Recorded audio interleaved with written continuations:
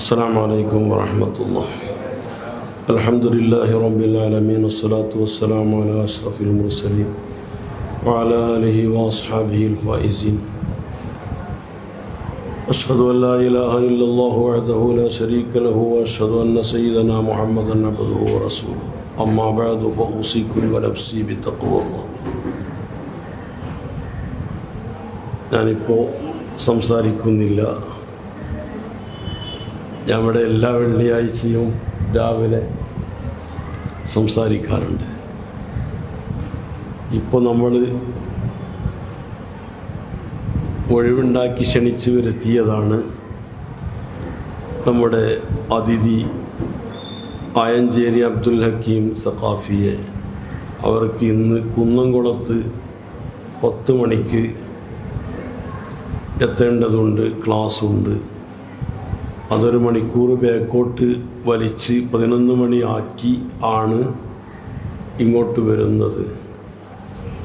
അതുകൊണ്ട് എല്ലാവരും പറയുന്ന കാര്യങ്ങൾ നന്നായി ശ്രദ്ധിക്കും, ഇൻഷാ അല്ലാഹ് ഉൾക്കൊള്ളും, പ്രാവർത്തികമാക്കും, ജീവിതത്തിൻ്റെ ഭാഗമാക്കും എന്ന്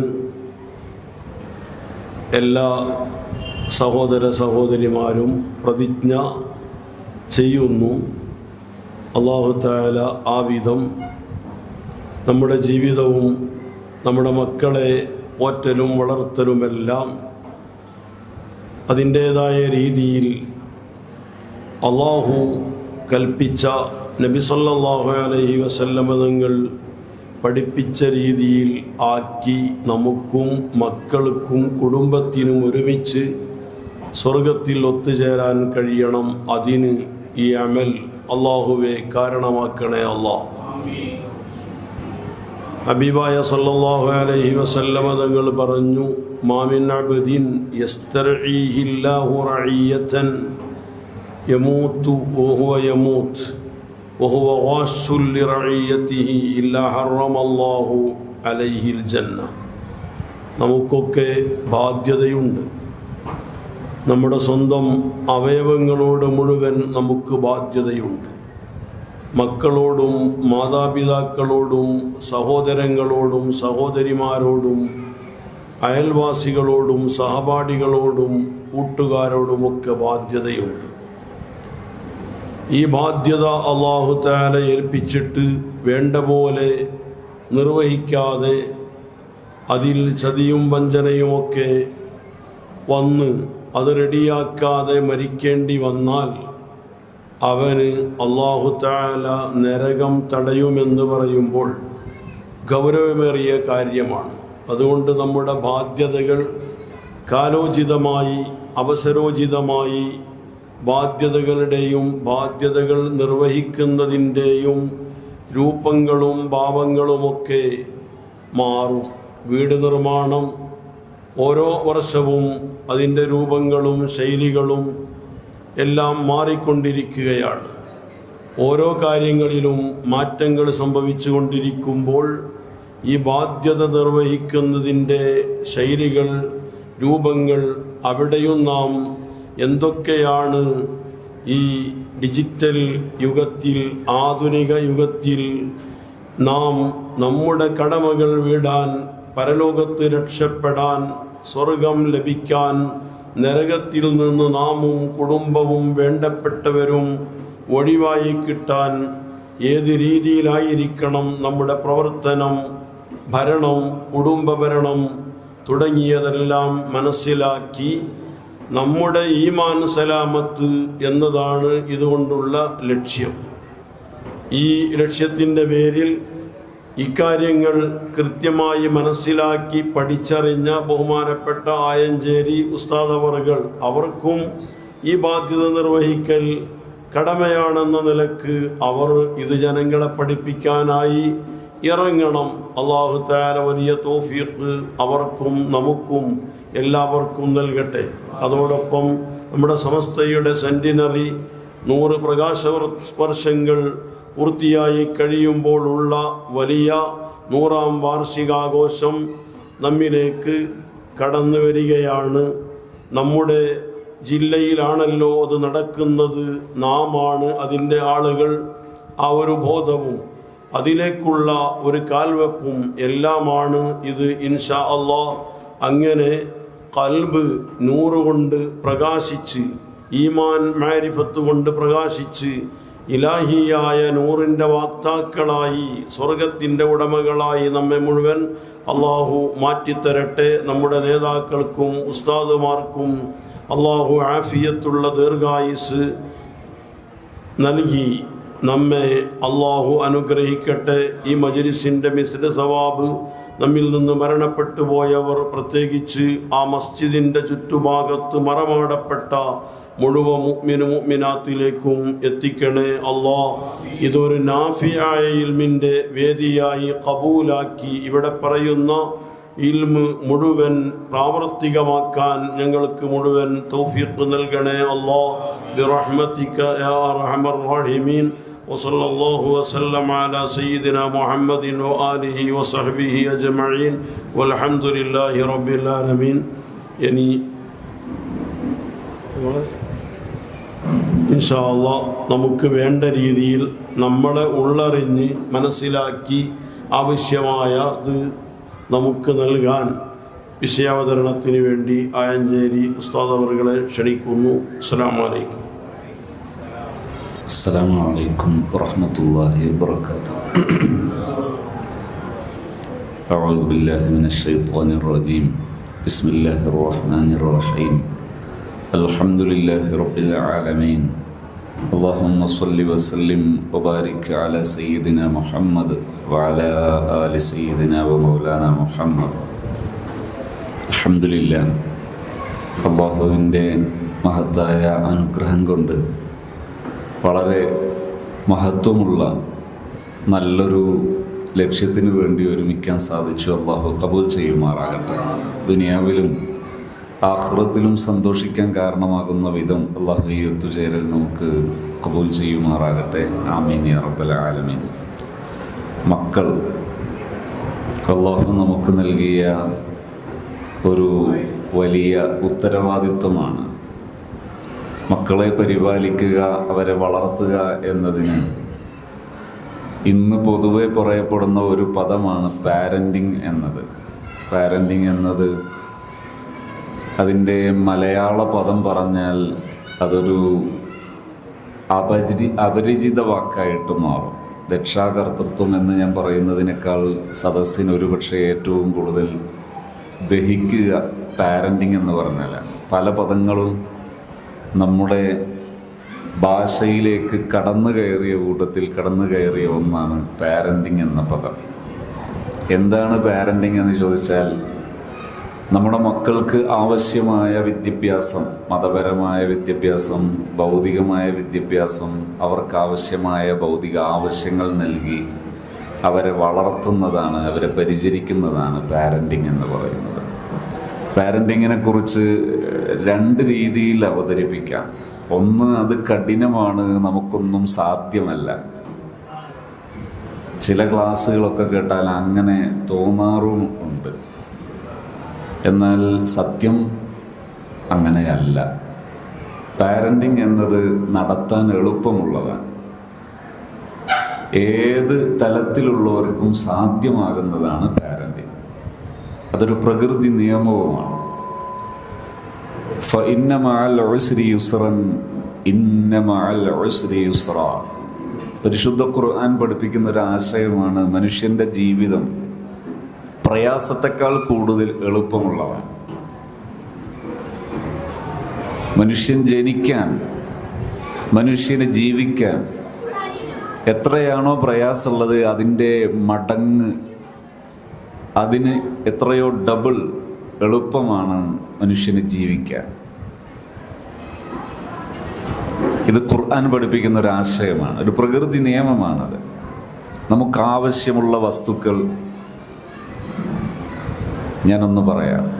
ഒന്ന്, മരുന്ന് മനുഷ്യന് ആവശ്യമുള്ള വസ്തുവാണ്. ഭക്ഷണം മനുഷ്യന് ആവശ്യമുള്ള വസ്തുവാണ്. വെള്ളം മനുഷ്യന് ആവശ്യമുള്ള വസ്തുവാണ്. ശ്വസന വായു, ഓക്സിജൻ മനുഷ്യന് ആവശ്യമുള്ളതാണ്. ഇതിൽ ഏറ്റവും കൂടുതൽ ലഭിക്കുന്നത് ഏതാണ്? ഏറ്റവും കൂടുതൽ ആവശ്യമുള്ളതാണ്. ഈ ചെങ്ങാനി അങ്ങാടിയിൽ നമ്മൾ ഇറങ്ങിയാൽ ഭക്ഷണ സാധനങ്ങൾ കിട്ടുന്ന ഷോപ്പാണോ മരുന്ന് ഷോപ്പാണോ കൂടുതൽ? ഭക്ഷണ സാധനങ്ങൾ കിട്ടുന്ന ഷോപ്പാണ്. അപ്പം മരുന്നിനേക്കാൾ കൂടുതൽ ഭക്ഷണ സാധനം ആവശ്യമുള്ളത് കൊണ്ട് അത് കൂടുതൽ ലഭിക്കുന്നു. അതിനേക്കാൾ കൂടുതൽ ആവശ്യമുണ്ടാവും വെള്ളം. ഭക്ഷണം നമ്മൾ രാവിലെ നാസ്ത കഴിച്ചാൽ ഉച്ചക്ക് ഊണ് കഴിച്ചാൽ മതി, പക്ഷെ അതിനിടയിൽ വീണ്ടും വെള്ളം ആവശ്യമാകും. വെള്ളം ഭക്ഷണത്തെക്കാൾ കൂടുതൽ എളുപ്പത്തിൽ കിട്ടും. ഭക്ഷണം കഴിക്കുന്നത് പോലെ കൈ കഴുകി ടേബിളിൻ്റെ മുമ്പിൽ ഇരിക്കുമെന്നും വേണ്ട വെള്ളം കുടിക്കാൻ. വെള്ളത്തെക്കാൾ ആവശ്യമുള്ളതാണ് ശ്വസനവായു. എന്നാൽ ഈ ശ്വസനവായുവിന് വേണ്ടി ഒരിക്കലും ഇരിക്കുകയോ നടക്കുകയോ കിടക്കുകയോ പ്രത്യേകം ചെയ്യണ്ട. നടക്കുന്നിടത്ത് കിട്ടും, ഇരുന്നാൽ കിട്ടും, കിടന്നാൽ കിട്ടും, എല്ലായിടത്തും കിട്ടും. ആവശ്യാനുസരണം ആവശ്യമുള്ളത് ലഭ്യമാവുക എന്നത് ഒരു പ്രകൃതി നിയമമാണ്, അള്ളാഹു വെച്ചൊരു വസനാണ്. എങ്കിൽ ഒരു ഉയർന്ന നിലവാരമുള്ള ഒരു ഔദ്യോഗിക വിദ്യാഭ്യാസമുള്ള ഒരാളും ഔദ്യോഗിക വിദ്യാഭ്യാസം ഇല്ലാത്ത ഒരാളും തമ്മിൽ പാരന്റിങ് എല്ലാവരുടെയും ആവശ്യമാണ്. അതുകൊണ്ട് തന്നെ എല്ലാവർക്കും അത് സാധ്യവുമാണ്. ഇതാണ് ഒരു സത്യം. ഇതിൽ നമ്മൾ മനസ്സിലാക്കേണ്ട ചില കാര്യങ്ങൾ മനസ്സിലാക്കിയിട്ടില്ലെങ്കിൽ എടുക്കേണ്ടാത്ത പണി എടുക്കുകയും അതിൻ്റെ പേരിൽ വിഷയം കടുപ്പമാവുകയും ചെയ്യും. നാട് നന്നാകാൻ ഇന്ന് ഏറ്റവും കൂടുതൽ നടപ്പിലാക്കപ്പെടേണ്ട ഒരു വിഷയം പാരന്റിങ് എന്ന വിഷയത്തിലെ ഒരു അവബോധവും അറിവും അതേക്കുറിച്ചുള്ള പരിശീലനങ്ങളുമാണ് നടക്കേണ്ടത്. മക്കൾ അവർ നമ്മുടെ സ്വത്താണ് എന്ന് കരുതുന്ന വലിയൊരു ശതമാനം രക്ഷിതാക്കളുണ്ട്. മക്കളാണ് എൻ്റെ അസറ്റ്. പലരും മക്കളെക്കുറിച്ച് പ്രതീക്ഷിക്കുന്നത് ഞാൻ കിടന്നു പോകുമ്പോൾ എന്നെ നോക്കാനുള്ള ആള് എന്നതാണ്. പ്രത്യക്ഷത്തിൽ അതൊരു ശരിയാണെന്ന് തോന്നുന്നുണ്ടാകാം, എന്നാൽ അങ്ങനെ അല്ല മനസ്സിലാക്കേണ്ടത്. നമ്മൾ കിടന്നു പോവുക അല്ലെങ്കിൽ ആ സമയത്ത് നമ്മളെ പരിചരിക്കുക, ഇതൊന്നും നമ്മളെ കാൽക്കുലേഷനുള്ളതൊന്നുമല്ല. അതിലെല്ലാം ഉപരി ശ്രദ്ധ വേണ്ടത് മക്കൾ എന്നത് അള്ളാഹു നമ്മളെ ഏൽപ്പിച്ച അമാനത്താണ്. ആ അമാനത്ത് നിർവഹിക്കുക എന്ന ബോധ്യത്തിലാണ് മക്കളെ പരിചരിക്കേണ്ടത്. മക്കൾ മാതാപിതാക്കളെ പരിചരിക്കണം, അതിൽ യാതൊരു വിട്ടുവീഴ്ചയൊന്നുമില്ല. പക്ഷേ മക്കളെ മാതാപിതാക്കൾ പരിചരിക്കേണ്ടതും വളർത്തേണ്ടതും ഭാവിയിൽ എന്നെ നോക്കാൻ ഒരുത്തൻ എന്ന മട്ടിലല്ല. അങ്ങനെയാണ് ഇനി റോബോട്ടുകൾ വരുന്നുണ്ട്, റോബോട്ട് മതി, മക്കളൊന്നും ആവശ്യമില്ല. അതിനാണെങ്കിൽ ഞാൻ ഇരുന്നു പോകുമ്പോൾ എന്നെ നോക്കാൻ ഒരാൾ എന്ന ആ മനോഭാവത്തിലാണ് മക്കളെ വളർത്തുന്നതെങ്കിൽ മക്കൾ എന്നതല്ല വേണ്ടത്. മക്കളെ വളർത്തുന്ന സമയത്ത് അല്ലാഹു സുബ്ഹാനഹു വ തആല മനുഷ്യന് നൽകിയ ജീവിതത്തിൻ്റെ ഒരു വസൻ, ഒരു സ്ട്രക്ചർ, അന്നഷ്അത്തുൽ ഊല അന്നഷ്അത്തു സാനിയ, അതിൽ അല്ലാഹു സുബ്ഹാനഹു വ തആല പ്രധാനപ്പെട്ട ഒരു നഷ്അത്ത് മാതാപിതാക്കൾക്ക് വകവെച്ച് നൽകിയതാണ്. അതിനുള്ള അഹ്ലിയത്തും മാതാപിതാക്കൾക്ക് വകവെച്ച് നൽകിയതാണ്. ഞാൻ എളുപ്പം അത് മനസ്സിലാകുന്ന ഭാഷയിൽ പറയാം. ഒരു കുട്ടിയോട് ഒരു ദിവസം എൻ്റെ മുമ്പിൽ ഒരു പ്രശ്നവുമായിട്ട് വന്നൊരു കുട്ടിയോട്, ഇന്ന് വ്യാപകമായി നമ്മുടെ മക്കളൊക്കെ ഫ്രീഡം വേണം എന്ന് ചിന്തിക്കുന്നവരാണ്. മതപരമായ മതബോധത്തോടെയുള്ള ജീവിതം ഫ്രീഡം അല്ല എന്ന് ചിന്തിക്കുന്ന ഒരു അന്ധവിശ്വാസത്തിൻ്റെ അടിമകളാണ് ചിലരൊക്കെ. അതും കൂടി തിരുത്താനും കൂടിയാണ് ഞാനിപ്പോൾ സംസാരിക്കുന്നത്. ഈ കുട്ടി എൻ്റെ മുമ്പിലിരുന്ന് സംസാരിക്കുമ്പോൾ ഞാൻ ആ കുട്ടിയോട് ചോദിച്ചു, മോനെ, നിന്നെ സൃഷ്ടിച്ചതാരാണ്? അവൻ അല്ലാഹു എന്ന് പറഞ്ഞു. അല്ലാഹു എന്നവൻ പറയുമ്പോൾ അതിൻ്റെ തൊട്ടു മുമ്പ് അവൻ സംസാരിച്ച വിഷയത്തിലെ ഒരു റൂഹ്, ഒരു ജീവൻ, അത് ഈ വാക്കിലില്ല. അപ്പം ഞാൻ അവനോട് ചോദിച്ചു, മോനെ, നീ അല്ലാഹു ആണ് നിന്നെ സൃഷ്ടിച്ചു എന്ന് പറയുന്നതിന് നിന്റെ മനസ്സിൽ എന്ത് ബോധ്യമാണുള്ളത്? നീ പഠിച്ചൊരു ബയോളജി വെച്ച് നിനക്കത് അംഗീകരിക്കാൻ കഴിയുമോ? കാരണം ഒരു മനുഷ്യൻ ജനിക്കുന്നത് എങ്ങനെയാണ്? ഒരു മനുഷ്യൻ മനുഷ്യക്കുഞ്ഞായി രൂപപ്പെടുന്നത് മാതാവും പിതാവും തമ്മിൽ ശാരീരിക ബന്ധം നടക്കുന്നു. അതിൽ അണ്ഡവും ബീജവും സ്പേം എഗ് ഇത് തമ്മിൽ യോജിക്കുന്നു. അതിനുശേഷം അത് വളരുന്നു. അതിനുശേഷം അതിൽ ജീവനുണ്ടാകുന്നു. അതിനുശേഷം അതിങ്ങനെ രൂപപ്പെട്ടു വരാൻ ഒന്നാമത്തെ ഘട്ടത്തിൽ മാതാപിതാക്കൾ ഈ പ്രവർത്തനം ചെയ്തു. അതിനുശേഷം ഈ മാതാവ് ഭക്ഷണം കഴിക്കുന്നു, അതുപോലെ ശരീരത്തിന് നൽകേണ്ട വിശ്രമം നൽകുന്നു. അങ്ങനെ ഈ കുഞ്ഞിനാവശ്യമായതൊക്കെ മാതാവ് നൽകുന്നു. ആ മാതാവ് കഴിക്കേണ്ട ഭക്ഷണം ഈ പിതാവ് അധ്വാനിച്ചുണ്ടാക്കുന്നു. ഇതിൽ കവിഞ്ഞ് എവിടെയാണ് മറ്റൊരാൾ ആവശ്യമുള്ള ഒരു ഘട്ടമുള്ളത്? അപ്പോൾ ഇവൻ ഇങ്ങനെ നോക്കി നിന്നു. അതും ശരിയാണല്ലോ. പ്രത്യക്ഷത്തിൽ ഒറ്റനോട്ടത്തിൽ നോക്കിയാൽ ആരാണ് സൃഷ്ടാവ് എന്ന് ചോദിച്ചാൽ മാതാവാണ്, പിതാവാണ് എന്ന് പറയാൻ പറ്റുന്ന ഒരു ബാഹ്യതലം ഇവിടെ ഉണ്ട്. കാരണം ഒരുപാട് കഷ്ടപ്പാടുകൾ ഈ മാതാവ് ഈ 9 മാസവും ചില്ലറയും എന്ത് ചെയ്യുന്നുണ്ട്, സഹിക്കുന്നുണ്ട്. വലിയൊരു ത്യാഗം ആ മാതാവ് സഹിക്കുന്നുണ്ട്. ആ സമയത്ത് അതിൻ്റെ പ്രാരാബ്ദങ്ങൾ ഈ പിതാവ് സഹിക്കുന്നുണ്ട്. ഇനിയൊരു പ്രസവഘട്ടം എത്തിയാൽ അവിടെയും പ്രസവ വേദന എന്ന പേരിൽ മാതാവ് വലിയ ത്യാഗം സഹിക്കുന്നുണ്ട്. സമാനമായ ത്യാഗം പുറത്ത് ഭർത്താവും സഹിക്കുന്നുണ്ട്. ആ സമയങ്ങളിൽ ഒരു ഭാര്യ ഗർഭിണിയായി ഭാര്യ പ്രസവിക്കുന്നു എന്ന് പറയുന്ന ഘട്ടങ്ങൾ തരണം ചെയ്യുമ്പോൾ വലിയ ആശങ്കകളുടെ മുൾമുനയിലൂടെ ഈ ഭർത്താവും കടന്നു പോകുന്നുണ്ട്. അങ്ങനെയൊക്കെയാണ് ഒരു കുഞ്ഞുണ്ടാകുന്നത്. ഇവിടെ എവിടെയാണ് അള്ളാഹു എന്ന് ചോദിക്കാൻ പറ്റുന്നൊരു ബാഹ്യമായ ഒരു രൂപം ഉണ്ട്. എന്നാൽ അതിനർഹിക്കുന്നൊരു വക അള്ളാഹു എവിടെ വകവെച്ച് നൽകിയിട്ടുണ്ട്? മനുഷ്യൻ്റെ ജീവിതത്തിൽ മാതാപിതാക്കളെ തൃപ്തിപ്പെടുത്തി ജീവിക്കുക എന്ന ഉത്തരവാദിത്വത്തിലൂടെ നൽകിയിട്ടുണ്ട്. ഇനി ഞാൻ അത് വിശദീകരിക്കുന്നതിൻ്റെ മുമ്പ് ചെറിയ ചില കാര്യങ്ങൾ കൂടി ഒന്ന് പറഞ്ഞു. അള്ളാഹുവാണ് ഈ മനുഷ്യൻ്റെ സൃഷ്ടാവ് എന്ന് മനസ്സിലാക്കാൻ ഈ ചെറിയ സമയം തന്നെ ചിന്തിച്ചാൽ മതി. ഞാൻ അവനോട് തന്നെ ചോദിച്ചു, മോനെ, അവന് ഈ ഉത്തരം ഇല്ലാതിരുന്നപ്പോൾ തിരിച്ചു ചോദിച്ചു, ഈ മനുഷ്യൻ ആണാകണം അല്ലെങ്കിൽ ഞാൻ പെണ്ണാകണം എന്ന് സ്വന്തം തീരുമാനിച്ചതാണോ? അല്ല. മാതാവോ പിതാവോ തീരുമാനിച്ചതാണോ? അല്ല. ആരാ? മറ്റൊരാൾ, ഒരു ശക്തനായ ഒരു സൃഷ്ടാവ്, അതാണ് അല്ലാഹു. കണ്ണ് വേണമെന്ന് മാതാവോ പിതാവോ തീരുമാനിച്ചിട്ടുണ്ടോ? അവരെ തീരുമാനം കൊണ്ടുണ്ടായതല്ല.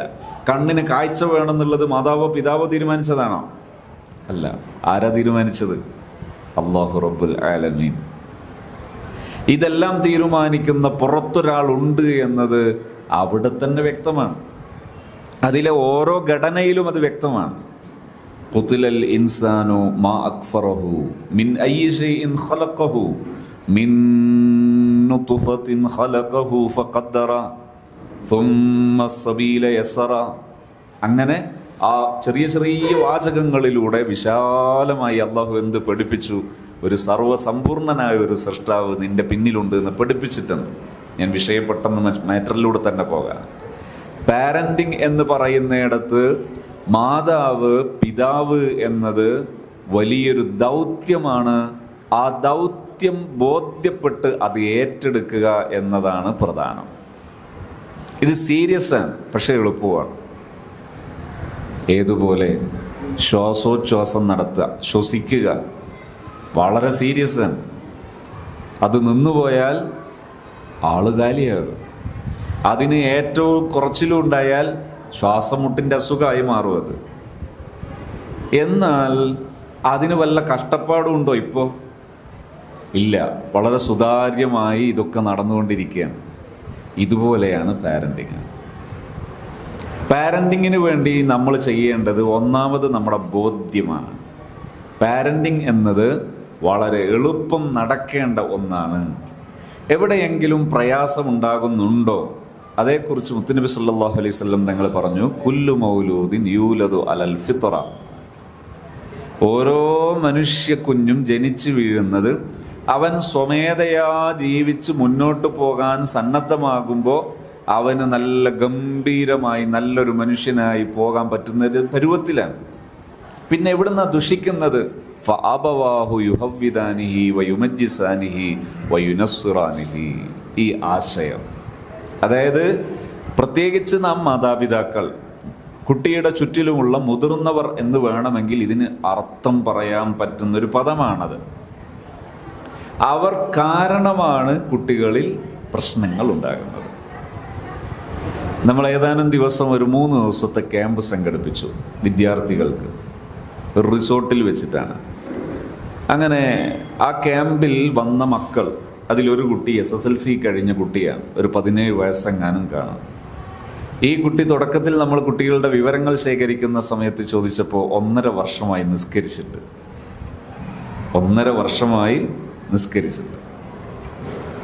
3 ദിവസം കഴിഞ്ഞ് പിരിയുമ്പോൾ ഈ കുട്ടി ഈ 3 ദിവസവും ആസ്വദിച്ച് നിസ്കാരം പഠിക്കുന്നു, നിസ്കരിക്കുന്നു, സ്വഭാവം പഠിക്കുന്നു, ജീവിതത്തെക്കുറിച്ചുള്ള അവയർനെസ് ഉണ്ടാക്കിയെടുക്കുന്നു, ജീവിതത്തിൽ നല്ല രീതിയിൽ ജീവിക്കാൻ തീരുമാനിക്കുന്നു.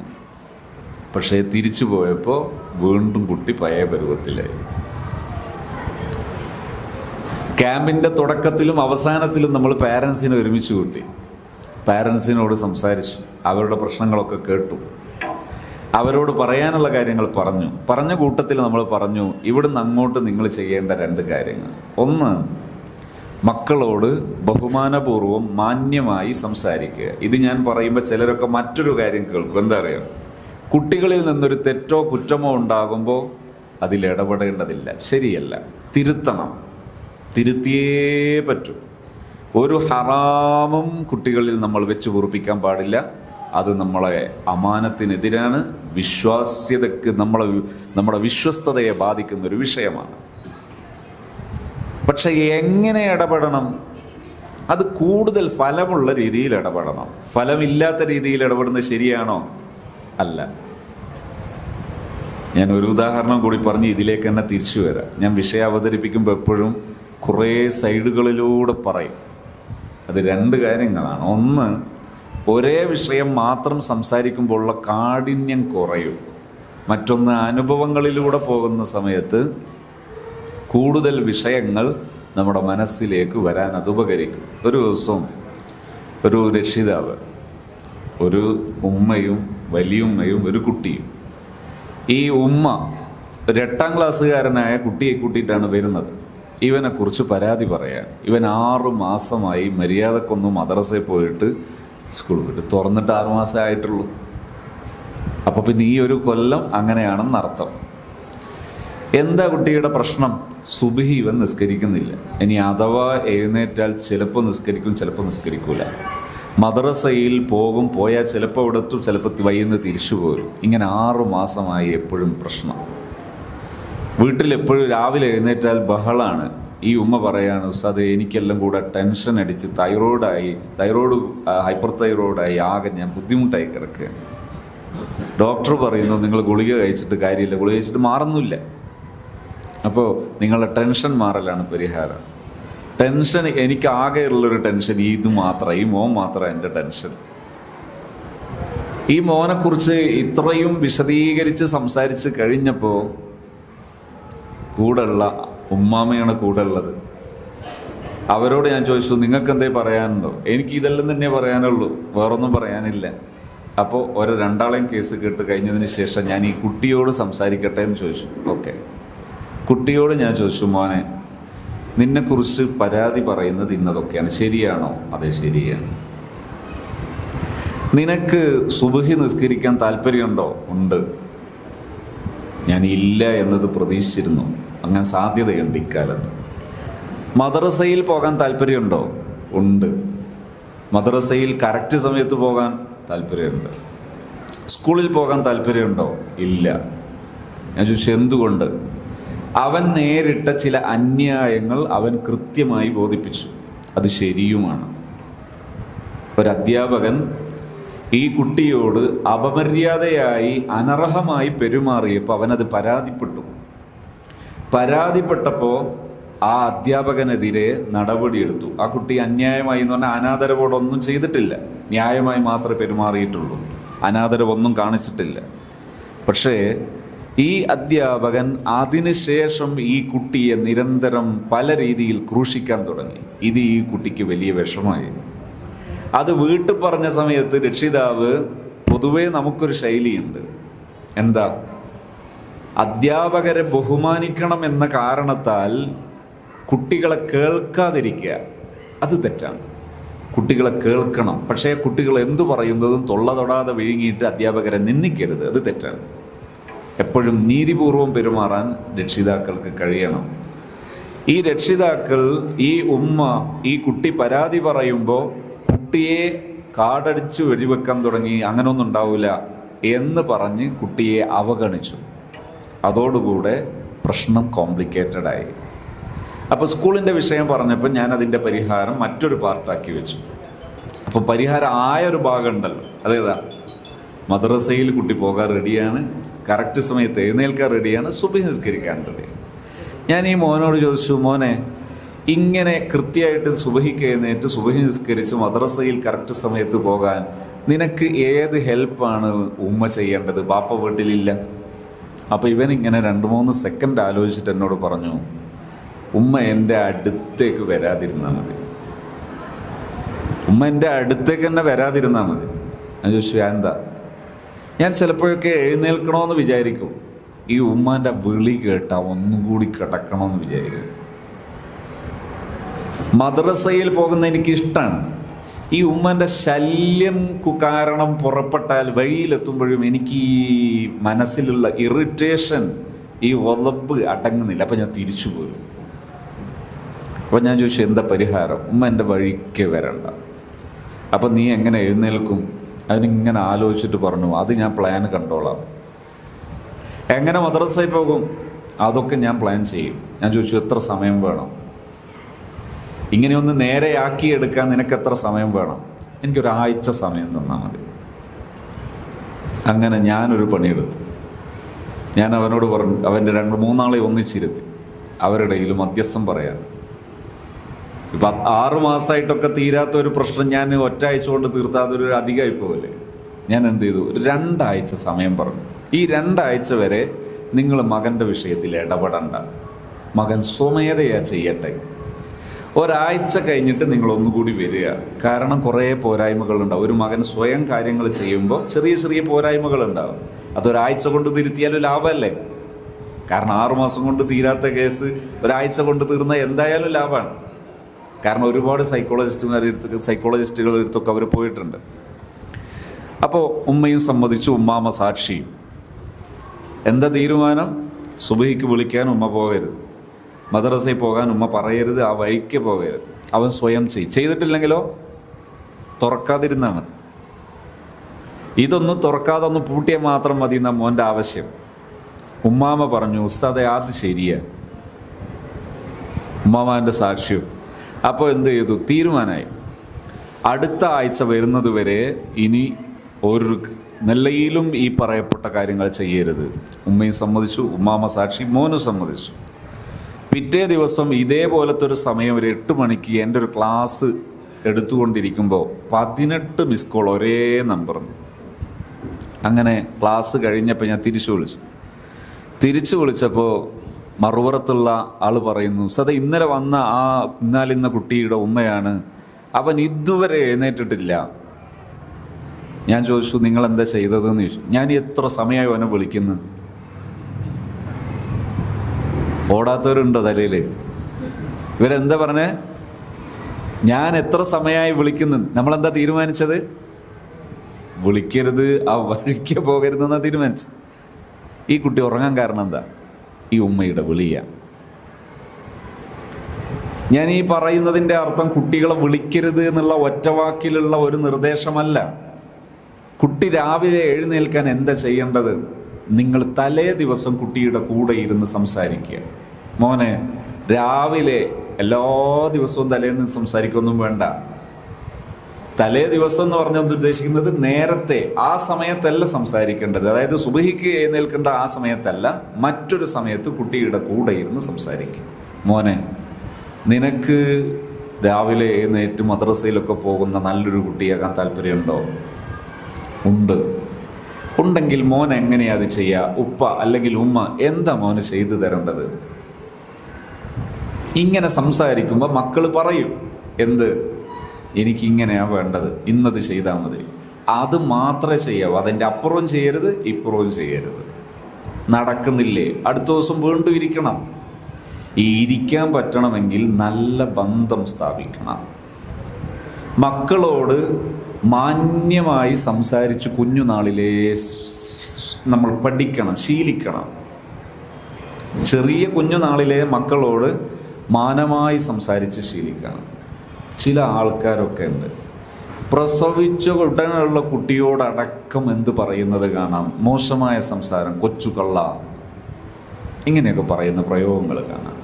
മക്കളെ ആക്ഷേപിക്കുന്നവരും കാണാം. ഉദാഹരണത്തിന്, പ്രസവിച്ച് 4 ദിവസമേ ആയിട്ടുള്ളൂ, കുട്ടി മൂത്രമൊഴിച്ചപ്പോൾ സുപ്രയിൽ നിന്ന് കുറച്ച് ഇപ്പുറമായി. അപ്പം പറയാം, അവൻ്റെ ഒരു വികൃതി കണ്ടോ. എന്തൊരു, ഇങ്ങനെ ആരോപിക്കുന്നവരുണ്ട്, ഇങ്ങനെ സംസാരിക്കുന്നവരുണ്ട്. പാടില്ല, ശരിയല്ല. കൊച്ചുമക്കളോട് ഇപ്പം ചില ആൾക്കാരൊക്കെ എന്ത് സംസാരിക്കും എന്നറിയും.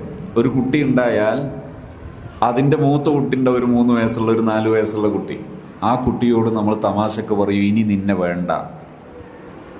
അങ്ങനെ പറയാൻ പാടില്ല, കഠിനമായ ക്രൂരതയാണത്. ആ വാക്കിൻ്റെ വേദന അറിയാമെങ്കിൽ നിങ്ങളൊരു കുട്ടിയെ ഒരു തോക്കെടുത്ത് ഷൂട്ട് ചെയ്യുന്നതിനേക്കാൾ കഠിനമാണ് ആ വേദന. പറയാൻ പാടില്ല. കുട്ടിയോട് പറയാണ്, ഈ മൂത്ത കുട്ടിയോട് പറയാണ്, ഇളയ കുട്ടിയെ ഞങ്ങൾ കൊണ്ടുപോവുകയാണ്, പറയരുത്. എന്തിനാ ഇങ്ങനെ അനാവശ്യം പറയുന്നത്? അത് പറയുമ്പോൾ ആ കുട്ടിയുടെ മനസ്സിലുണ്ടാകുന്ന നോവത്ര വലുതാണെന്നറിയോ. ഇത്തരം വേദനിപ്പിക്കുന്ന തമാശകൾ പറയരുത്.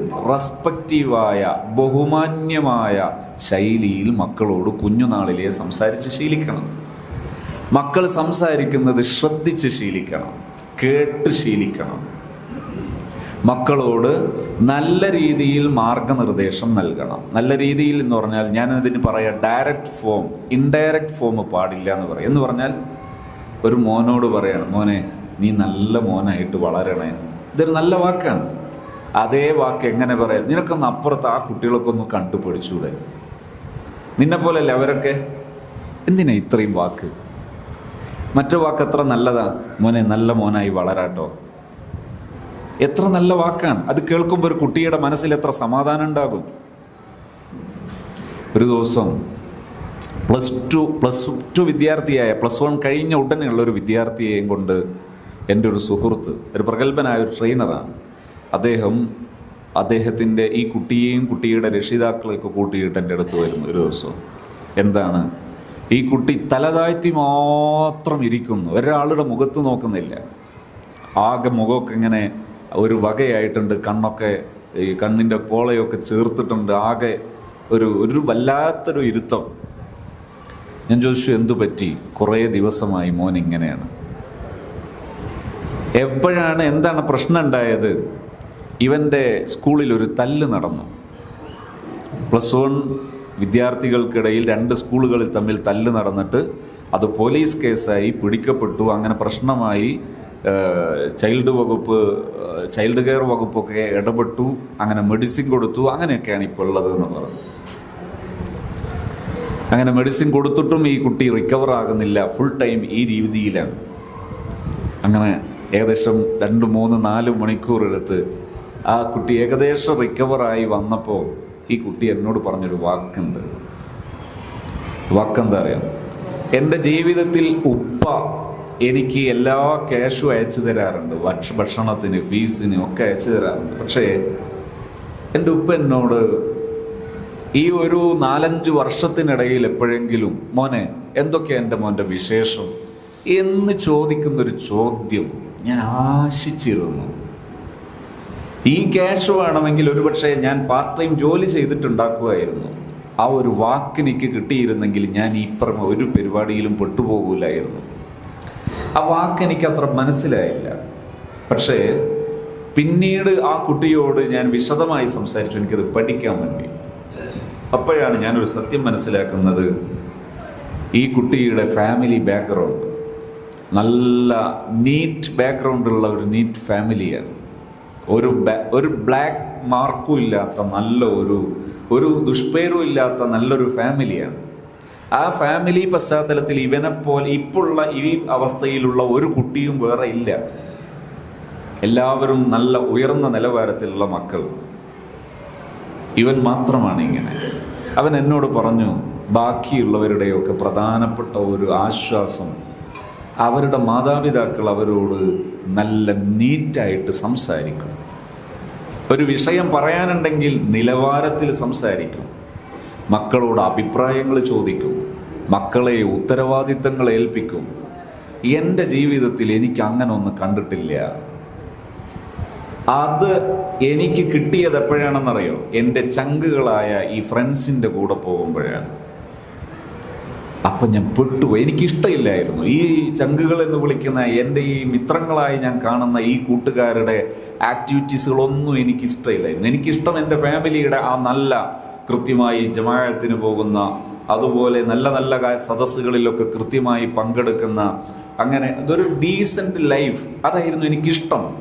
പക്ഷേ അവിടെ എനിക്ക് ഒരു മാനസികമായ ഒരു സ്വസ്ഥതയോ സന്തോഷമോ കിട്ടാതായപ്പോഴാണ് ഞാൻ എവിടെ പെട്ടുപോയത്? എൻ്റെ ഫ്രണ്ട്സിൻ്റെ വലയത്തിൽ പെട്ടുപോയത്.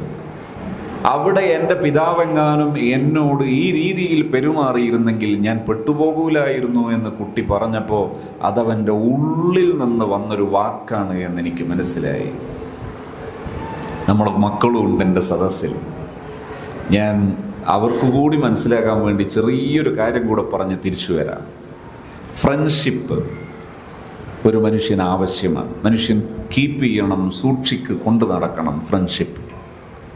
ചിലരൊക്കെ ഫ്രണ്ട്ഷിപ്പിൻ്റെ പേരിൽ ഫാഷനുകൾക്ക് വിധേയപ്പെടുന്നു. ഹെയർ ഡ്രസ്സിങ് പ്രത്യേക മോഡൽ ചെയ്യുക, ഡ്രസ്സ് പ്രത്യേക മോഡൽ ചെയ്യുക. ഇത് വലിയ കാര്യമാണ് എന്ന് ഫ്രണ്ട്ഷിപ്പിൻ്റെ പേരിൽ അവർ കരുതുകയും ചെയ്യുന്നു. സത്യത്തിൽ ഇതൊരു ഒറ്റപ്പെടലാണ്. ഫ്രണ്ട്ഷിപ്പ് ഏതാ? നിങ്ങൾ നോക്കൂ, ബഹുമാനപ്പെട്ട അബ്ദുള്ള ഹസനി ഉസ്താദ്, അബ്ദുൾ ഉസ്താദ്, സത്യം പറയുകയാണെങ്കിൽ വേറൊരാളായിരുന്നു എന്നെ ഈ പരിപാടിയിലേക്ക് വിളിച്ചതെങ്കിൽ ഞാൻ ഇന്നിവിടെ വരൂല. എന്തുകൊണ്ടെന്നറിയാം? 10 മണിക്ക് ഞാൻ ഇവിടെ കുന്നംകുളം ഒരു പരിപാടി കയറ്റതാണ്. ഞാൻ ഒരിക്കലും ഒപ്പിച്ച് സമയം കൊടുക്കാറില്ല. പരമാവധി നേരത്തെ എത്താൻ പരമാവധി ഞാൻ ശ്രമിക്കാറുണ്ട്, എത്താറുമുണ്ട് പരിപാടികൾക്ക്. ഉസ്താദ് എന്നോട് ചോദിച്ചു, ഇവിടെ കുറച്ച് നേരത്തെ ആക്കിയാൽ നിങ്ങൾക്ക് പങ്കെടുത്തുകൂടെ? ഉസ്താദ് അങ്ങനെ ചോദിക്കുമ്പോൾ മറുവാക്ക് പറയാനുള്ള ശേഷി എനിക്കില്ലാത്തത് കൊണ്ടാണ് സത്യത്തിൽ ഞാനിവിടെ ഏറ്റത്. നിങ്ങൾ നോക്ക്, അബ്ദുള്ള ഉസ്താദിൻ്റെ അല്ലാഹു നല്ല ആഫിയത്തുള്ള ഹിമ്മത്തുള്ള ദീർഘായുസ് നൽകുമാറാകട്ടെ. നമ്മുടെ ഉലമാക്കൾക്കെല്ലാം, ബഹുമാനപ്പെട്ട സുലൈമാൻ ഉസ്താദ് ഉൾപ്പെടെയുള്ള നമ്മുടെ ഉലമാക്കൾക്കെല്ലാം അല്ലാഹു നല്ല ആഫിയത്തും ഹിമ്മത്തുള്ള ദീർഘായുസ് നൽകി നമ്മൾ അനുഗ്രഹിക്കുമാറാകട്ടെ. നിങ്ങൾ നോക്ക്, അബ്ദുള്ള ഉസ്താദിൻ്റെ ഒരു വേഷം. ഈ വേഷത്തിൻ്റെ പേരിൽ അബ്ദുള്ള ഉസ്താദിന് രൂപപ്പെടുന്ന ഒരു ഫ്രണ്ട്ഷിപ്പിൻ്റെ വിസ്തൃതി ഒന്ന് ആലോചിച്ച് നോക്ക്. ആ തലപ്പാവിൻ്റെ സെനത് മുട്ടുന്നത് ഒരു 40 ഉസ്താദുമാരെ എണ്ണിയാൽ 41ാമത്തത് അല്ലെങ്കിൽ അതിൻ്റെ താഴെ ആരായിരിക്കും? മുഹമ്മദുർ റസൂലുള്ളാഹി സ്വല്ലല്ലാഹു അലൈഹി വസല്ലം.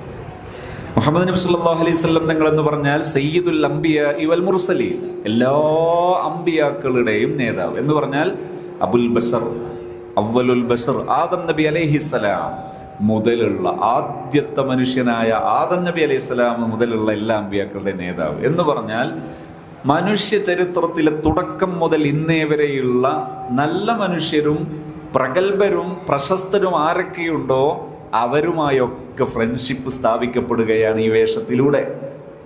ഒരു മുസ്ലിം ഒരു തൊപ്പി വെക്കുമ്പോൾ, ഒരു മുസ്ലിം വൃത്തിയിൽ താടി വെക്കുമ്പോൾ, ഒരു മുസ്ലിം വൃത്തിയായിട്ട് ഹെയർ കട്ട് ചെയ്യുമ്പോൾ, ഒരു മുസ്ലിം വൃത്തിയുള്ള വേഷം ധരിച്ചിട്ട് ആ ഒരു എക്സിക്യൂട്ടീവിസം കീപ്പ് ചെയ്യുമ്പോൾ അവൻ കണക്റ്റഡ് ആകുന്നത് വലിയൊരു ഫ്രണ്ട്ഷിപ്പിലാണ്. അതേ സമയത്ത് ഹെയർ കട്ടിങ് ഈ പുതിയ മോഡൽ ചെയ്യുമ്പോൾ ഈ മോഡലിൻ്റെ ഉടമ ആരാ? അയാളെ കഴിവ് എന്താ? അയാളുടെ സ്പെഷ്യാലിറ്റി എന്താ? അയാളുടെ സ്പെഷ്യാലിറ്റി ഒന്നുകിൽ ഒരു ഫുട്ബോള്, അത് കാലുകൊണ്ട് കൈകാര്യം ചെയ്യുന്നിടത്ത് അയാൾക്ക് ചില കഴിവ്, ആ കഴിവ് കൊണ്ട് സമൂഹത്തിന് എന്താ നേട്ടം? സമൂഹത്തിന്റെ സാമ്പത്തിക സ്ഥിതിവിശേഷത്തിന് വലിയൊരു സന്ദേശമാണോ? സമൂഹത്തിൻ്റെ ആരോഗ്യ വിശേഷങ്ങളെക്കുറിച്ചുള്ള വലിയൊരു മെസ്സേജാണോ? സാമൂഹിക ബോധം സൃഷ്ടിക്കുന്നതിൽ, അല്ലെങ്കിൽ ഒരു പുതിയ സാമൂഹ്യ സൃഷ്ടിപ്പ്, ഒരു സോഷ്യൽ എഞ്ചിനീയറിംഗ്, അതിൽ കാര്യമായ ഇടപെടലുണ്ടോ? ഈ ആളെ നമ്മൾ വേഷം കൊണ്ട് കണക്ട് ചെയ്ത് ഫ്രണ്ട്ഷിപ്പിന്റെ ഉള്ളിൽ കൊണ്ടുവരുമ്പോൾ നമുക്ക് എന്താ നേട്ടം? ഫ്രണ്ട്ഷിപ്പ് ഏതാണ്, ഒറ്റപ്പെടൽ ഏതാ? ഈ പുതിയ പരിഷ്കാരങ്ങൾക്ക് നമ്മൾ വിധേയമാകുന്ന സമയത്ത് നമ്മൾ ഒറ്റപ്പെടുന്നു, മനുഷ്യ ചരിത്രത്തിൽ നിന്ന് ഒറ്റപ്പെടുന്നു. അതേസമയം വേഷം കൊണ്ട് മുസ്ലിമാകുമ്പോൾ, തലമുടി വെട്ടൽ കൊണ്ട് മുസ്ലിമാകുമ്പോൾ, താടിവെക്കൽ കൊണ്ട് മുസ്ലിമാകുമ്പോൾ നമ്മളൊരു ഒരുമയുടെ ഭാഗമാകുന്നു. മനുഷ്യ ചരിത്രത്തോളം വലിയ ഒരുമയുടെ ഭാഗമാകുന്നു. ഇതല്ലേ വേണ്ടത്? ഈ ഫ്രണ്ട്ഷിപ്പാണ് നമ്മൾ കാത്തു സൂക്ഷിക്കേണ്ടത്. എന്നാൽ പലപ്പോഴും ഫ്രണ്ട്ഷിപ്പല്ലാത്ത വഹ്ശത്ത്, ഒറ്റപ്പെടൽ, ഈ ഒറ്റപ്പെടലിൽ നമ്മുടെ മക്കൾ പെട്ടുപോകാൻ കാരണം ഏതാ? നാം നമ്മുടെ മക്കളോട് കൂട്ടുകൂടാൻ പഠിക്കാതിരിക്കുമ്പോഴാണ്. അതുകൊണ്ട് ചെറിയ നാൾ മുതൽ മക്കളോട് നല്ല രീതിയിൽ സംസാരിച്ച് ശീലിക്കുക. പൊട്ടിത്തെറിച്ച് സംസാരിക്കാതിരിക്കുക. വെറുതെ പറയുന്ന ചെറിയ വാക്കുകൾ, തല്ലും എന്ന് അനാവശ്യമായിട്ട് പറയുക, അല്ലെങ്കിൽ അനാവശ്യമായിട്ട് ഭീഷണിപ്പെടുത്തുക, വെറുതെ അസഭ്യം പറയുക, ഇതിന് പകരം നല്ല വാക്കുകൾ പറയുക. നല്ല മോൻ, ഒരു രാവിലെ എഴുന്നേറ്റ് വരുന്ന സമയത്ത് മക്കളോട് നമ്മൾ പറയുന്ന വാക്കുകൾ നല്ല നിലവാരമുള്ള വാക്കായിരിക്കണം. ഒരു വാപ്പ മകൻ്റെ മുഖത്ത് നോക്കി ഒന്ന് പുഞ്ചിരിച്ച് സലാം പറഞ്ഞൊരു മുസാഫഹത്ത് ചെയ്യാൻ എന്താ തടസ്സം? ജസ്റ്റ് നിങ്ങളൊന്ന് ചെയ്തു നോക്കത്. ഈ സദസ്സിലിരിക്കുന്ന സമയത്ത് നിങ്ങൾ മനസ്സിലൊന്ന് കണ്ടു നോക്ക്. നമ്മളെ മക്കളോട് ഒന്ന് സലാം പറഞ്ഞ് പുഞ്ചിരിച്ചൊരു മുസാഫഹത്ത് ചെയ്യുന്നൊരു രംഗം ഒന്ന് മനസ്സിൽ കണ്ടു നോക്കുക. നല്ല സുഖമുള്ള പരിപാടിയല്ലേ? നമുക്ക് സുഖം ഉണ്ടാവും, കിട്ടുന്ന കുട്ടിക്ക് സുഖം ഉണ്ടാവും. ഉമ്മമാരെ, എൻ്റെ ശബ്ദം കേൾക്കുന്നുണ്ടല്ലോ, നിങ്ങൾ ഇതൊന്ന് പരിശീലിച്ച് നോക്ക്. എന്തൊരു സുഖം ഉണ്ടാവുന്ന. ഇത് രാവിലെ എഴുന്നേൽക്കുമ്പോൾ തന്നെ ഇടിപൊട്ടിക്കുന്ന പദപ്രയോഗങ്ങൾ. അത് ചെയ്യ്, ഇത് ചെയ്യ്. എഴുന്നേൽക്കുമ്പോൾ തന്നെ ഇതാ കേൾക്കുക. ഇവൻ വിചാരിക്കും നേരം വെളുക്കണ്ടായിരുന്നു, മുഴുവൻ രാത്രിയായാൽ മതിയായിരുന്നു. ഇതാണ് പ്രശ്നം. ഇവിടെ നിന്നാണ് പരിഹാരം തുടങ്ങേണ്ടത്. നമ്മുടെ മക്കളോട് സമീപിക്കുന്ന സമീപന രീതിയിൽ എപ്പോഴും നിലവാരമുള്ള സമീപന രീതി വേണം. തെറ്റുകൾ തിരുത്തണം. തിരുത്തുന്നതിന് എന്ത് ചെയ്യേണ്ടതില്ല, മക്കളെ ഇൻസൾട്ട് ചെയ്യണമെന്നില്ല, അസഭ്യം പറയണമെന്നൊന്നുമില്ല, തല്ലണം എന്നില്ല. നിങ്ങൾ മക്കളോട് നല്ല രീതിയിൽ പെരുമാറുന്നൊരു മാതാപിതാക്കളാണെങ്കിൽ ആ മക്കളെ ഇരുത്തിയിട്ട് നിങ്ങൾ ഈ വിഷയം, ശ്രദ്ധയിൽപ്പെട്ട വിഷയം ജസ്റ്റ് ഒന്ന് പറഞ്ഞാൽ മതി, മക്കൾ മാറും. ഈ അടുത്തുള്ള ഒരു രക്ഷിതാവ് ഒരിക്കലും ഒരു +1 ഒരു വിദ്യാർത്ഥിയും കൂട്ടിയിട്ട് എൻ്റെ അടുത്ത് വന്നു. എന്താ പ്രശ്നം? എൻ്റെ മോൻ നല്ല മോനായിരുന്നു. ഒരു 8ാം ക്ലാസ് 9ാം ക്ലാസ് വരെയൊക്കെ നല്ല മോനാണ്. ഞങ്ങൾ തമ്മിൽ നല്ല ബന്ധവും എല്ലാ നല്ല കാര്യങ്ങളിലും മുൻപന്തിയിലുണ്ടാവും എൻ്റെ മോൻ. പക്ഷെ ഇപ്പോൾ അവനാകെ മാറിപ്പോയി ഉസ്താദേ. അയാൾ പറഞ്ഞു, ഭാര്യയ്ക്ക് അസുഖമാണ്, അസുഖം വേറെ ഒരു കാരണവുമില്ല, എൻ്റെ മോൻ മാത്രമാണ് കാരണം. ഇപ്പോൾ എനിക്കും ഉറക്കം നഷ്ടപ്പെട്ടു, ഞാനും പലപ്പോഴും മെഡിസിൻ ആവശ്യമുള്ള രീതിയിലെത്തി, എൻ്റെ മോനല്ലാത്ത വേറെ ഒരു തടസ്സവും എനിക്കില്ല. എന്താ വിഷയം? മകന് പ്രണയത്തിൻ്റെ പേരിൽ മകനാകെ ദുഷ്പേര് നേടിയിരിക്കുകയാണ്. ഇപ്പോൾ അവന് ഒന്നിനും താല്പര്യമില്ല. നേരത്തെ SSFൻ്റെ പ്രോഗ്രാമിന് വിളിച്ചാൽ, അതുപോലെ അതിന് മുമ്പ് നമ്മുടെ സുന്നി ബാലസംഘത്തിൻ്റെ സുമ്രക്ക് വിളിച്ചാൽ അതിനൊക്കെ സജീവമായിരുന്നു. നമ്മുടെ ഉലമാഇൻ്റെ കൂടെ കൂടി വളരുക എന്നത് സംഘടനയുടെ പ്രധാനപ്പെട്ടൊരു നേട്ടമാണ്. നമ്മുടെ സംഘടനാ പ്രവർത്തനം എന്ന് പറഞ്ഞത് സ്വഹാബത്ത് കൊണ്ടുവന്ന ദീൻ, ആ ദീനിൻ്റെ പിന്തുടർച്ച, അത് മുറിയരുത് എന്ന ഉറച്ച് തീരുമാനിച്ചത് കൊണ്ടാണ് നമ്മുടെ സംഘടനയായി നിലനിന്നത്. ബഹുമാനപ്പെട്ട സുൽത്താനുൽ ഉലമ കാന്തപുരം ഉസ്താദിൻ്റെയും ഇപ്പോൾ ബഹുമാനപ്പെട്ട ഈ സുലൈമാൻ ഉസ്താദിൻ്റെയും നേതൃത്വത്തിൽ നടക്കുന്ന ആ മഹാന്മാരായ സ്വാലിഹീങ്ങളായ വലിയ ഉലമയുടെ നേതൃത്വത്തിൽ നടക്കുന്ന നമ്മുടെ സംഘടനാ ചലനം, അതിലാരോടുള്ള വിരോധമൊന്നും നമുക്കില്ല. ആർക്കെങ്കിലും എതിരെ ചെയ്യണമെന്നുള്ള യാതൊരു വാശിയൊന്നും നമുക്കില്ല. ഒരു കാര്യമേ നമുക്ക് നിർബന്ധമുള്ളൂ, അള്ളാഹുവിൻ്റെ റസൂൽ കൊണ്ടുവന്ന ദീൻ സല്ലല്ലാഹു അലൈഹി വസല്ലം, അത് സുന്നത്ത് ജമാഅത്ത് മാത്രമാണ്. അതിൻ്റെ പുറത്തുള്ളതൊന്നും ദീനല്ല.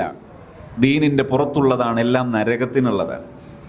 അതുകൊണ്ട് തന്നെ സുന്നത്ത് ജമാഅത്ത് നമ്മുടെ ജീവിതത്തിൽ മുറച്ചുണ്ട്. അഥവാ നബിതങ്ങളും സഹാബത്തും താബിഈകളും കൊണ്ടുവന്ന ആ ദീന് നമുക്ക് തുടർച്ചയായി ഉണ്ടാകണം. അതിനെന്തേ മാർഗമുള്ളൂ? അത് ഈ ഉലമാഇന്റെ പിന്നിൽ സുന്നത്ത് ജമാഅത്ത് വിശ്വസിക്കുന്ന ആ വിശ്വാസവും അതിൻ്റെ രീതിശാസ്ത്രങ്ങളും പിന്തുടരുക. അതാണ് അതിന് മാർഗം. സ്വഹാബത്ത് കൊണ്ടുവന്ന ദീനിൻ്റെ ശരിയായ പിന്തുടർച്ച. അതിൽ ആരോടുള്ള വിരോധമൊന്നും നമുക്കില്ല. ഇതെല്ലാവർക്കും ഇപ്പോൾ ബോധ്യപ്പെട്ടൊരു കാലവും കൂടിയാണ്. അപ്പോൾ ഈ സമയത്ത് ഈ ഉലമാഇന്റെ കൂടെ ചേർന്ന് നിൽക്കാനുള്ള വഴികളിൽ ഒന്നാണ് നമ്മുടെ സംഘടന SYS അംഗമാകുന്നത്, അത് സജീവമായി കൊണ്ട് നടക്കുന്നത്. നമ്മുടെ SSF എന്ന നമ്മുടെ വിദ്യാർത്ഥി സംഘടനയിൽ നമ്മുടെ മക്കൾ അംഗമായിട്ട് അതിൻ്റെ ഡിസിപ്ലിൻ, അതിനൊരു ഡിസിപ്ലിനറി ലൈൻ, ഒരു അച്ചടക്കം അത് പാലിച്ച് മുന്നോട്ട് പോകുന്നത്. മീറ്റിങ്ങുകളിൽ കൃത്യമായി പങ്കെടുക്കുക, അതിൻ്റെ സർക്കുലറുകളൊന്ന് പാലിച്ചു നോക്കുക, ഭയങ്കര ചിട്ടയുള്ളൊരു ജീവിതം ഉണ്ടാകും. സുംറ, ഇതൊക്കെ നമ്മുടെ ജീവിതത്തിൽ ഉണ്ടാകണം. നമ്മുടെ ഉലമാഇനെ പിന്തുടരാനുള്ള ഇന്നത്തെ ഏറ്റവും നല്ല മാർഗമാണ് സംഘടന എന്ന് പറയുന്നത്. ഞാനത് വിശദീകരിക്കല്ല. ഈ ബാപ്പ എന്നോട് പറഞ്ഞു, മോൻ അതൊക്കെ ഉണ്ടായിരുന്നു, പക്ഷേ ഇപ്പോൾ അതൊക്കെ പോയി, ഒന്നിനും താല്പര്യമില്ല. ഞാനിപ്പോൾ ഒരു 3-4 മാസമായാൽ എനിക്ക് തിരിച്ച് വിദേശത്തേക്ക് പോവുകയും വേണം. ഞാൻ എന്തിനാ ഉസ്താദെ വിദേശത്തേക്ക് പോകുന്നത്? വിദേശത്ത് പോകാന്നൊക്കെ പറയുമ്പോൾ ബാക്കിയുള്ളവർ വിചാരിക്കും ഭയങ്കര സുഖമാണ്. ഇന്നലെ ഒരു രക്ഷിതാവ് എൻ്റെ അടുത്ത് വന്നിരുന്നു. മകളുടെ വിവാഹം കഴിഞ്ഞു. വിവാഹത്തിന് ശേഷം ജീവിതമാകെ അലങ്കോലപ്പെട്ടൊരു വിഷമം പറയുമ്പോൾ ആ ബാപ്പ വിങ്ങിപ്പൊട്ടിയിട്ട് പറഞ്ഞു, ഉസ്താദേ കരയാൻ അറിയാമെങ്കിൽ ഞാൻ രക്ഷപ്പെട്ടു പോയിരുന്നു, എനിക്ക് കരയാനും അറിയില്ല. ഇതിങ്ങനെ കിടന്ന് വിങ്ങിയിട്ട് മാസങ്ങളായി. എൻ്റെ ഈ മോളെ ജീവിതം, എൻ്റെ മക്കളെ ജീവിതം, ഈ ജീവിതം അലങ്കോലപ്പെട്ടിട്ട് അതൊന്ന് പരിഹരിക്കാൻ കഴിയാഞ്ഞിട്ട് മാസങ്ങളായി ഞാൻ ലക്ഷങ്ങൾ ചെലവഴിച്ചു, എന്നിട്ട് ഇതുവരെ പരിഹാരമായിട്ടില്ല എന്ന് പറഞ്ഞു വിങ്ങുന്ന സമയത്ത് ആ ബാപ്പ പറഞ്ഞൊരു വാക്കുണ്ട്, ഉസ്താദേ വിദേശത്ത് പോകുന്ന സമയത്ത് പോക്ക് തുടങ്ങിയിട്ട് 30 കൊല്ലോ 40 കൊല്ലോ എങ്ങാനുമായി, പക്ഷെ ഇപ്പോഴും വീട്ടിൽ നിന്ന് ഇറങ്ങുമ്പോൾ ഒരു പൊള്ളല. ഇവരൊക്കെ പോകുന്ന ആൾക്കാർ ആയിരിക്കും വലിയ കെട്ടും സൂട്ടും പ്രയൊക്കെ അടിച്ച് പോകും, ഇത് ഭയങ്കര സുഖമാണ്. ഈ കൊണ്ടുപോയ പലഹാരങ്ങളൊക്കെ പലരും പലഹാരം കൊടുത്തേക്കും. ഈ പലഹാരങ്ങളൊക്കെ കൊണ്ടുപോയാൽ റൂമിലുള്ള ബാക്കിയുള്ളവർ ഒരു പക്ഷേ ടേസ്റ്റ് അറിഞ്ഞ് കഴിക്കുക എന്നല്ലാതെ ഇവരാരും ടേസ്റ്റ് അറിഞ്ഞത് കഴിക്കുന്നില്ല. അങ്ങനെ നൊന്ത് ജീവിക്കുന്ന ഒരു ജീവിതമാണ് ഈ പ്രവാസം. ഇത് ഞാൻ എൻ്റെ മോന് വേണ്ടിയല്ലേ ഉസ്താദെ ജീവിക്കുന്നത്? ഈ മോൻ ഇങ്ങനെയാണ്, എന്തിനാ ഞാൻ വിദേശത്ത് പോകുന്നത്? പോകാതിരിക്കാൻ പറ്റുമോ? ഇനി ഒരുപാട് കാര്യങ്ങൾ നടക്കണ്ടേ? തെണ്ടാൻ പറ്റൂലല്ലോ, യാചിക്കാൻ പറ്റൂലല്ലോ. ഈ വാപ്പയോട് ഞാൻ പറഞ്ഞു, അന്ന് മലപ്പുറം നമ്മുടെ ഹാപ്പി സോണിൻ്റെ കീഴിൽ ലൈഫ് എൻറിച്ച്മെൻറ്റ് ട്രെയിനിങ് എന്ന പേരിൽ ട്രെയിനേഴ്സിൻ്റെ ഒരു ബേസിക് ട്രെയിനിങ് നടക്കുന്നുണ്ടായിരുന്നു. അതിൻ്റെ ഒരു രീതിശാസ്ത്രം എന്ന് പറയുന്നത് ഒരു സെഷനിൽ തന്നെ അധ്യാപകർക്ക് പങ്കെടുക്കാം, രക്ഷിതാവിന് പങ്കെടുക്കാം, ഒരു ബിസിനസ്സുകാരന് പങ്കെടുക്കാം, ഏതൊരാൾക്കും പങ്കെടുക്കാം. കാരണം ലൈഫ് എൻറിച്ച്മെൻറ്റ് ട്രെയിനിങ് ആണത്. ജീവിതമാണ് അവിടുത്തെ മാറ്റർ. ജീവിതം മുന്നോട്ട് കൊണ്ടുപോകാൻ വേണ്ടത് ലൈഫ് സ്കില്ലുകളാണ്, സോഫ്റ്റ് സ്കില്ലുകളാണ്. എന്ന് പറഞ്ഞാൽ മറ്റൊരാളോട് കൃത്യമായി ആശയവിനിമയം നടത്താനുള്ള ശേഷി. അത് പറയുമ്പോൾ ഇന്നലെയല്ല, ഇന്നിപ്പോൾ ഏതാ ദിവസം? ഞായർ. മെനിയാന്ന് ഒരു സ്ത്രീകളുടെ പരിശീലന കളരി നടക്കുന്ന സമയത്ത് ഒരു ഉമ്മ പറഞ്ഞു, സതെ എൻ്റെ മോന് 21 വയസ്സായി, ഇപ്പോഴും അവന് നല്ലോണമുള്ള പെരുമാറ്റം അറിയില്ല, അവന് ചിലപ്പോഴൊക്കെ മോശമായ പെരുമാറ്റം. അപ്പം ഞാനിങ്ങനെ ഈ ഉമ്മയോട് നല്ല പെരുമാറ്റം എങ്ങനെയെന്ന് പറഞ്ഞപ്പോൾ ആ ഉമ്മ പറഞ്ഞു, ഉസ്താദെ നിങ്ങൾ പറഞ്ഞ വളരെ ശരിയായിട്ടോ, സംഗതി എൻ്റെ അടുത്ത മിസ്റ്റേക്ക്. എന്താ അറിയോ, ഞാൻ ഷോപ്പിൽ പോയിട്ടൊരു സാധനം വാങ്ങി വരാൻ പറഞ്ഞാൽ അവൻ വരൂല. ഒരു ദിവസം ഞാനിങ്ങനെ പറയുന്നത് കേട്ടപ്പോൾ എൻ്റെ വീട്ടിൽ സിറാജുൽ ഹുദയിൽ പഠിക്കുന്ന ഒരു ചെറിയ കുട്ടിയുണ്ട്, സിറാജുൽ ഹുദയുടെ സ്കൂളിൽ പഠിക്കുന്ന ആ കുട്ടി പറഞ്ഞു, നിങ്ങളുടെ നിൽക്ക്, ഞാൻ പറഞ്ഞുതരാം എങ്ങനെ പറയേണ്ടത്. അവൻ്റെ കൂടെ സോഫയിലിരുന്നു ഈ കുട്ടി. എന്നിട്ട് അവനോട് ഈ കുട്ടി ഭംഗിയായിട്ട് സംസാരിച്ചു. എന്താ സംസാരിച്ച വാക്കെന്നറിയോ? കാക്ക, നിങ്ങൾ ഷോപ്പിൽ പോകുന്ന സമയത്ത് ഒരു മുട്ടായി എനിക്കും വാങ്ങണേ. ഇത് പറഞ്ഞ ഉടനെ അവൻ എഴുന്നേറ്റു, അവൻ പോയി വാങ്ങാനുള്ള സാധനങ്ങളൊക്കെ വാങ്ങിക്കൊണ്ടുവന്നു. കുട്ടിക്ക് ഇവനക്ക് വേണ്ടുള്ള മുട്ടായും വാങ്ങി. ഈ കുട്ടി എന്നിട്ട് ഉമ്മാമാനോട് പറഞ്ഞു, ഇങ്ങനെയാ പെരുമാറേണ്ടത്, ഇങ്ങനെയാ പെരുമാറേണ്ടത് എന്ന് പറഞ്ഞു. രാവിലെ ആയതുകൊണ്ട് ആൾക്ക് ഉറക്കം വെക്കുന്നുണ്ടോ? എന്താ അത് തനിയെ ഉണ്ടാക്കിയത്. അപ്പോൾ ഇങ്ങനെ പെരുമാറിയാൽ മാറ്റം ഉണ്ടാകും. അപ്പോൾ ഉമ്മാമ പറഞ്ഞു, സംഗതി ശരിയാട്ടോ, എൻ്റെ അടുത്ത് തന്നെയാണ് മിസ്റ്റേക്ക്. എങ്ങനെ പെരുമാറണമെന്നറിയാമെങ്കിൽ വാക്ക് കുറച്ചേ വേണ്ടൂ, വലിയ റിസൾട്ടാണ്. ഈ വാപ്പ 3 മാസത്തോളം നമ്മുടെ ലൈഫ് എൻറിച്ച്മെൻറ്റ് ട്രെയിനിങ് എല്ലാ ആഴ്ചയിലും ഒരു ദിവസം ഉണ്ടാകും. ഒരു വൈകുന്നേരം ഇരുന്ന് ഒരു 4 മണിക്കൂർ ഒന്നിച്ച് ഇരുന്ന് അനുഭവങ്ങൾ പങ്കുവെച്ച് പരിഹാരങ്ങൾ നിർദ്ദേശിച്ചു പോകുന്ന ഒരു ഹൽക്കയായി ഇരുന്ന് ജീവിതം പഠിക്കുന്ന ഒരു പരിശീലനമാണത്. ബിസിനസ്സുകാർക്കും അതന്നെ വേണ്ടത്. ഒരു ബിസിനസ്സുകാരൻ്റെ ബിസിനസ് തകരുന്നത് സോഫ്റ്റ് സ്കില്ലുകൾ നശിക്കുമ്പോഴാണ്. കുടുംബജീവിതം തകരുന്നത് സോഫ്റ്റ് സ്കില്ലുകൾ ഇല്ലാതിരിക്കുമ്പോഴാണ്.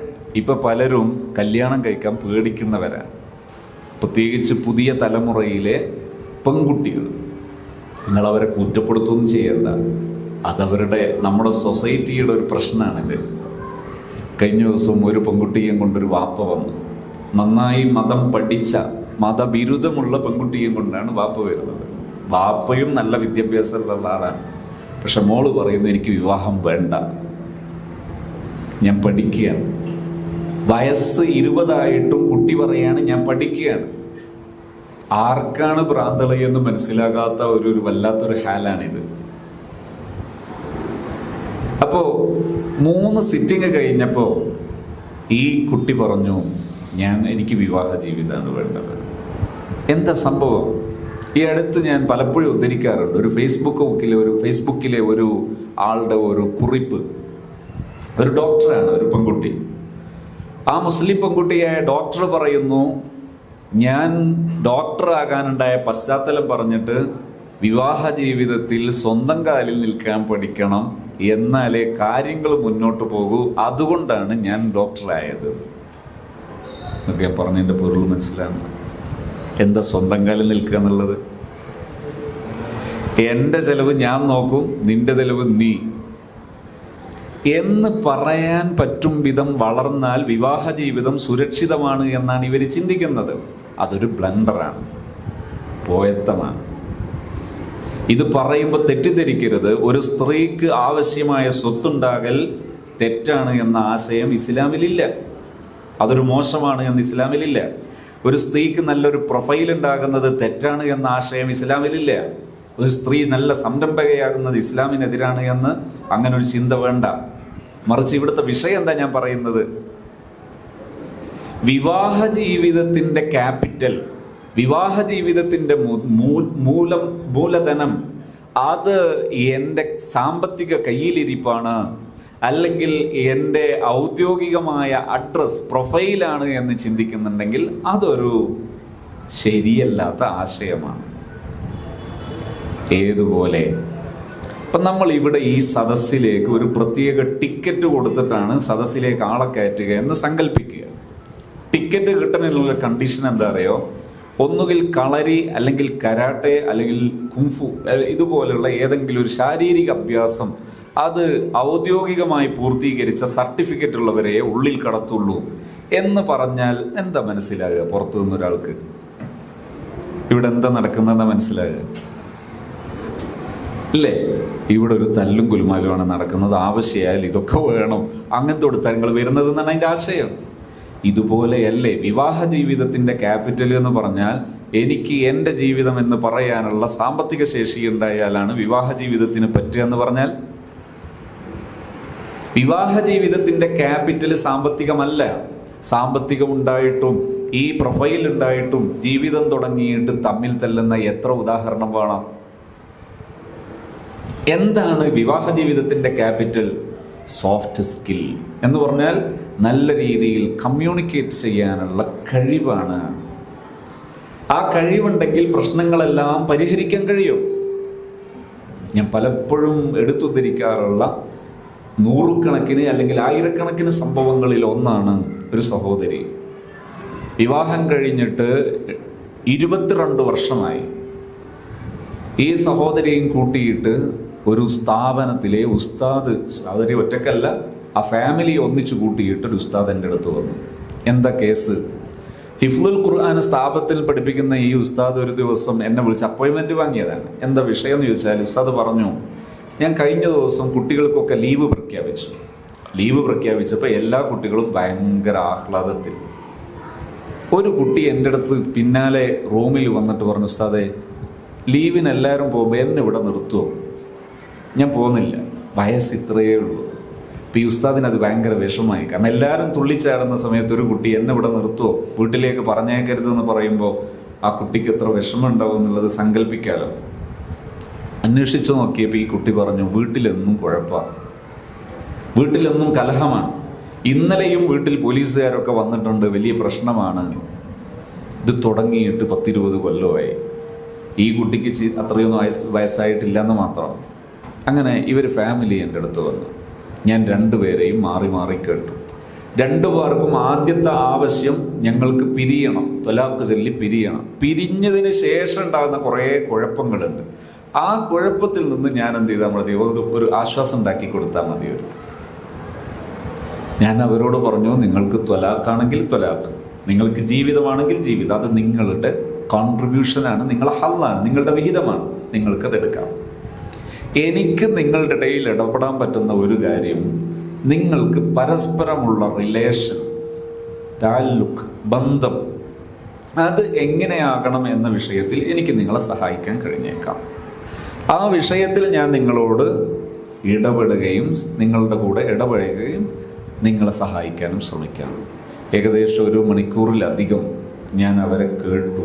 അവരെ പരസ്പരം 2 കൂട്ടരെയും കേട്ടു.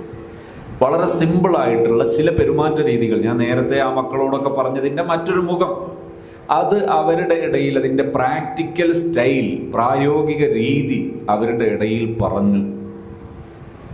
ഒരു കഴിഞ്ഞ വർഷമാണെന്നാണ് എൻ്റെ ഓർമ്മ, ഞാൻ എൻ്റെ നാടിനടുത്തുള്ള ഒരു ടൗണിൽ വെച്ച് അത്യാവശ്യം ഒരു സാധനം വാങ്ങാൻ വേണ്ടി വണ്ടി ഒരു ഭാഗത്ത് വെച്ച് സാധനം വാങ്ങി വരുമ്പോൾ ഒരാൾ എന്നെ മാർഗ തടസ്സം ചെയ്ത് എൻ്റെ മുമ്പിൽ നിന്നുകൊണ്ട് എന്നോട് ചോദിച്ചു, ഉസ്താദേ, നിങ്ങൾക്ക് എന്നെ അറിയൂ? ഇതൊരു സഹോദരിയാണ്. ഞാൻ അറിയില്ല, എനിക്ക് എൻ്റെ ബന്ധുക്കളാണോ എന്നൊന്നും സംശയം, ആരാന്നൊന്നും അറിയില്ല. അപ്പോൾ ഒരു ചെറിയ കുട്ടിയുണ്ട് കൈ പിടിച്ചിട്ട് ഈ സ്ത്രീയുടെ കൂടെ. എന്നോട് പറഞ്ഞു, ഇത് ഞാൻ നിങ്ങളെടുത്ത് വന്നതിന് ശേഷം എനിക്കുണ്ടായ കുഞ്ഞാണ്.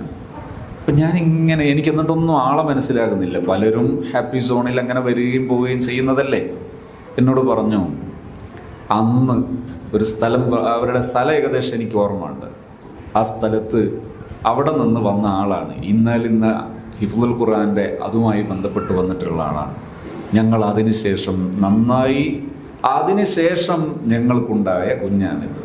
നല്ല രീതി ജീവിതം 22 വർഷത്തിന് ശേഷം ഞങ്ങൾ പരസ്പരം ഒന്നിക്കുകയും പരസ്പരം നന്നാവുകയും ചെയ്തതിന് ശേഷമുണ്ടായ കുഞ്ഞാണ്. ഞാൻ പറയുന്നത്, ഈ ബന്ധങ്ങളിൽ പ്രശ്നം സൃഷ്ടിക്കുന്നത് ചെറിയ ചെറിയ പെരുമാറ്റ പ്രശ്നങ്ങളാണ്. ഇത് രൂക്ഷമായി വലുതായി കഴിഞ്ഞാൽ ഏതാണ് പ്രശ്നമെന്ന് തിരഞ്ഞാൽ കാണൂല. അതുകൊണ്ട് തന്നെ പ്രത്യേകിച്ച് ഇതിൽ ഇടപെടുന്ന ആൾക്കാർ പലപ്പോഴും പെടുന്നൊരു മേഖലയുണ്ട്.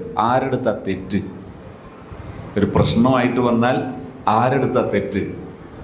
ഇന്നലെ അല്ല, മിനിയാന്ന് ഒരു കേസ് വന്നപ്പോൾ അവർ പറഞ്ഞൊരു കേസാണ്, ഉസ്താദേ, വെറുതെ കളവ് പറയുക, പിന്നെ എങ്ങനെയാ ഒത്തുപോവുക? കലഹം നടന്നാൽ കളവും പറയും, ഗീബത്തും പറയും, നമീമത്തും പറയും, എല്ലാ ഫസാദും ചെയ്യും. ഉമ്മാക്കെതിരെ മോൻ പ്രവർത്തിക്കും, മോൻക്കെതിരെ ഉമ്മ പ്രവർത്തിക്കും, ഇതൊക്കെ ഉണ്ടാകും. കലഹം അത് ഫിത്ന, അത് ഇബ്ലീസിന്റെ വഴിയാണ്. അൽ ഫിത്നതു നാഇമത്തുൻ വൈലുൽ ലിമൻ ഐഖളഹ. കലഹിക്കരുത്. കലഹം നമ്മുടെ ജീവിതത്തിലെ നന്മകൾ നശിപ്പിക്കുന്ന ഏർപ്പാടാണ്. കലഹം ബന്ധങ്ങൾ നശിപ്പിക്കുന്നതാണ്. കലഹം നാശമുണ്ടാക്കും. പിന്നെ തെറ്റും ശരിയൊന്നും പറഞ്ഞിട്ട് കാര്യമില്ല. കാരണം അങ്ങോട്ടും ഇങ്ങോട്ടും കൊല്ലും കൊലയും നടത്തിയവരാണെങ്കിൽ പോലും ഈ കലഹം അവസാനിപ്പിച്ച് നല്ല റിലേഷൻ രൂപപ്പെട്ടാൽ പിന്നെ നന്മ വിളയുന്നത് കാണാം. അതിൻ്റെ ഉദാഹരണമാണ് പരിശുദ്ധ ഇസ്ലാമിൻ്റെ ചരിത്രം. പരസ്പരം ചെറിയ വിഷയങ്ങളിൽ പരസ്പരം കൊന്ന് യുദ്ധം ചെയ്ത് ജീവിച്ചിരുന്ന മനുഷ്യർ, അവരുടെ ഇടയിൽ ഈ ആശയം, ഈ സമുന്നതമായ ആശയം വന്നപ്പോൾ അവരെന്തുമാത്രം നല്ലവരായി മാറി. ദീർഘകാലം ഇസ്ലാമിനെതിരെ പ്രവർത്തിച്ചിരുന്ന ഇക്രിമ. ആ ഇക്രിമ ഒരുപാട് നാശങ്ങളും നഷ്ടങ്ങളും ഇസ്ലാമിനും സ്വഹാബത്തിനും ഉണ്ടാക്കിയിട്ട് പോലും അവസാനം ഈ ആശയം സ്വീകരിച്ചപ്പോൾ പിന്നെ ഇക്രിമ റളിയല്ലാഹു അൻഹു ആരാ? ഇക്രിമത്ത് ബിൻ അബീ ജഹൽ പിന്നെ ആരായി മാറിയെന്നറിയോ? പരിശുദ്ധ ഖുർആനിന് വേണ്ടി ജീവിതത്തിലെ സിംഹഭാഗവും ചെലവഴിക്കുന്ന ആളായി മാറി. ഖുർആൻ പഠിക്കുന്നു, ഖുർആൻ പാരായണം ചെയ്യുമ്പോൾ ആവേശം കൊണ്ട് നെഞ്ചോട് ചേർത്ത് പറയും, അതാ കലാമു റബ്ബി. വിങ്ങി വിങ്ങി വിങ്ങി പൊട്ടിക്കരയും ഇഷ്ടം കൊണ്ട്. അതാ കലാമു റബ്ബി, അതാ കലാമു റബ്ബി. ഇങ്ങനെ മനുഷ്യൻ മാറും. അതുകൊണ്ട് തന്നെ മനുഷ്യന്റെ ഇടയിൽ ഉണ്ടാകേണ്ട സോഫ്റ്റ് സ്കില്ലുകളാണ്. ഞാൻ പറഞ്ഞു വന്ന വിഷയത്തിലൂടെ ഒന്നുകൂടെ തിരിച്ചു വരുന്നു. നിങ്ങൾ മറന്നിട്ടുണ്ടാവില്ല എന്നാണ് ഞാൻ പ്രതീക്ഷിക്കുന്നത്. ഈ രക്ഷിതാവ് ഒരു 3 മാസം കഴിഞ്ഞപ്പോൾ മകൻ്റെ വിഷയത്തിൽ എന്നോട് പറഞ്ഞു, ഉസ്താദേ, ഇപ്പം എൻ്റെ മോൻ നല്ല മോനാണ്, അവൻ്റെ എല്ലാ ദുസ്വഭാവവും മാറി, അവനിപ്പം നല്ല മോനാണ്. ഒരു കാര്യം കൂടി എനിക്ക് ബോധ്യപ്പെട്ടു, സത്യത്തിൽ എൻ്റെതായിരുന്നു പ്രശ്നം. ഈ മകൻ സംസാരിക്കുന്ന സമയത്ത് എന്നോട് പറഞ്ഞു, ഉസ്താദേ, എനിക്ക് നന്നാകണമെന്ന് ആഗ്രഹമുണ്ട്, പക്ഷെ എനിക്ക് പറ്റുന്നില്ല. എന്നെ ഏറ്റവും കൂടുതൽ ഹേർട്ട് ചെയ്യുന്നത്, മനസ്സിനെ വേദനിപ്പിക്കുന്നത് എപ്പോഴാണെന്നറിയോ? ഒരു പ്രണയക്കേസിന്റെ പേരിൽ നിരപരാധിയായി എൻ്റെ ഉപ്പ എൻ്റെ മുഖത്തടിച്ചു ഒരു ദിവസം. അന്ന് ഞാൻ നിരപരാധിയാണ്, സാഹചര്യ തെളിവ് എനിക്കെതിരാണ്, പക്ഷേ ഞാൻ പ്രതിയായിരുന്നില്ല. അവിടെ മുതൽ എനിക്ക് നിസ്കരിക്കാൻ പോയാൽ ഒരു തരം ഇറിറ്റേഷൻ. ഞാൻ തിരിച്ചു വരും, ചിലപ്പോൾ നിസ്കരിക്കും, ചിലപ്പോൾ നിസ്കരിക്കൂല. പഠിക്കുന്ന സമയത്തും എനിക്ക് അങ്ങനെ തന്നെ. അങ്ങനെ ലൈഫ് ആകെ അലങ്കോലപ്പെട്ടതാണ്. ഇപ്പോൾ എൻ്റെ പിതാവിൻ്റെ പെരുമാറ്റം നേരെയായതിന് ശേഷം എനിക്ക് വലിയ പ്രതീക്ഷ വന്നു. ഞാൻ പഠനത്തിൽ നന്നായി, പഠനത്തിലെ എൻ്റെ ബാക്ക്വേർഡ്നെസ്, എൻ്റെ പിന്നോക്കാവസ്ഥ ഞാൻ ഏകദേശമൊക്കെ പരിഹരിച്ചെടുത്തിട്ടുണ്ട്. നമ്മളൊന്ന് ആലോചിച്ച് നോക്ക്. ചെറിയ മക്കളോട് മുതൽ നമ്മൾ സംസാരിക്കുന്ന സമയത്ത് നല്ല രീതിയിൽ പെരുമാറി ശീലിച്ചാൽ അവരുടെ ജീവിതത്തിൽ അത് വൻ മാറ്റമുണ്ടാക്കും, വലിയ നേട്ടമുണ്ടാക്കും. അത് മനസ്സിലായാൽ തന്നെ കാര്യങ്ങളിൽ വലിയ ഫലമുണ്ടാകും, വലിയ ഗുണമുണ്ടാകും. സ്നേഹിക്കണം, പക്ഷേ അച്ചടക്കങ്ങൾക്ക് കുറവുണ്ടാകരുത്. അച്ചടക്കം എന്ന വാക്ക് തെറ്റിദ്ധരിക്കപ്പെടരുത്. ചിലർക്കൊക്കെ അച്ചടക്കം എന്ന് പറഞ്ഞാൽ എന്താ? കുട്ടികൾ മിണ്ടാതിരുന്നാൽ അച്ചടക്കം എന്ന് കരുതുന്നവരുണ്ട്. അല്ല, നിയമങ്ങളെ അനുസരിക്കുന്നതാണ് അച്ചടക്കം. നിയമങ്ങളെ അനുസരിക്കുന്നതാണ് അച്ചടക്കം. ഇപ്പോൾ വലിയ പെരുന്നാൾ വരാൻ പോവുക. വലിയ പെരുന്നാൾ നമ്മൾ ആഘോഷിക്കണം. ആഘോഷമാകണം. എന്താകരുത്? നമ്മുടെ ജീവിതത്തെ മുഴുവനും നശിപ്പിക്കുന്നതാകരുത്. ആഘോഷം സന്തോഷമുള്ളതാകണം, ജീവിതത്തിൽ സങ്കടങ്ങൾ സമ്മാനിക്കുന്നതാകരുത്. ആഘോഷങ്ങളെ കുറിച്ച് മനസ്സിലാക്കേണ്ടത് അങ്ങനെയാണ്. ഇന്ന് ആഘോഷത്തിന് വേണ്ടി പലരും ചെയ്യൽ എന്താ?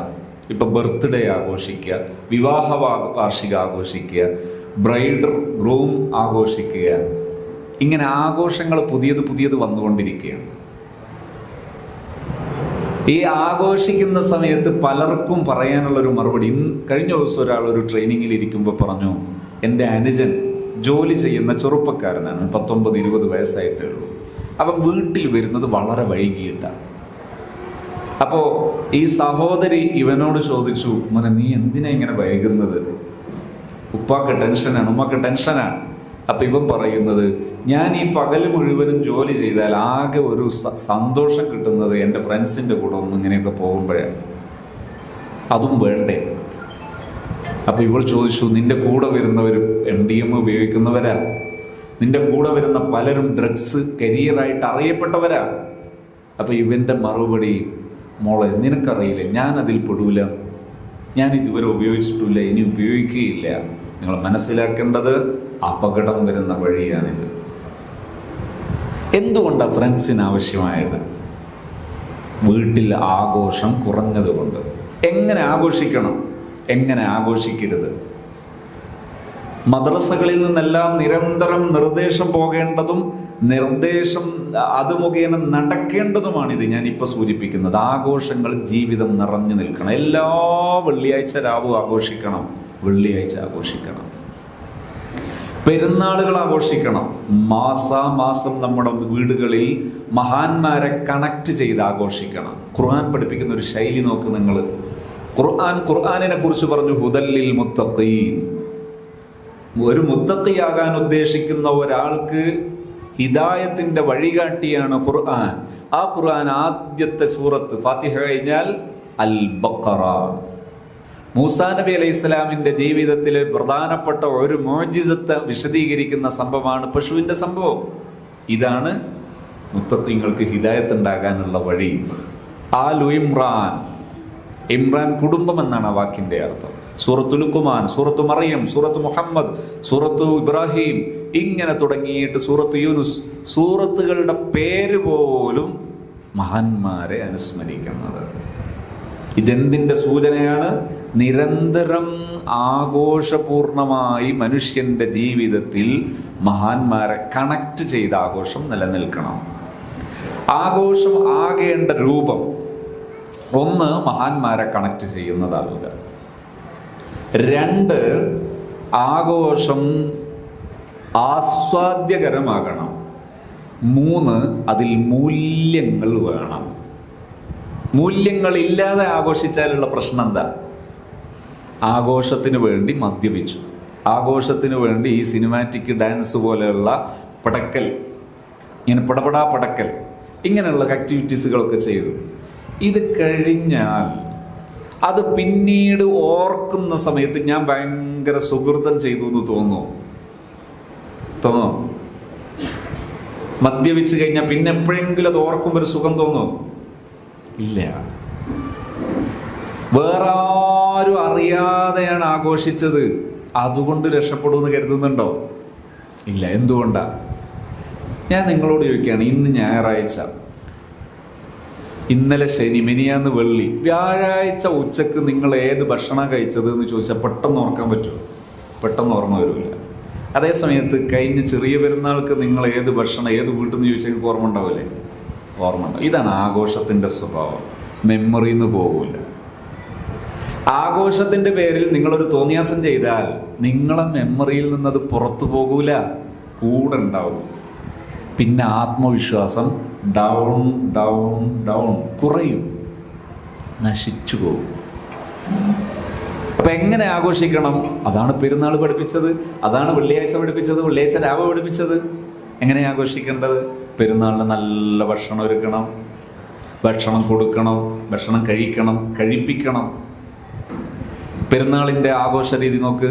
അല്ലാഹു അക്ബർ, അല്ലാഹു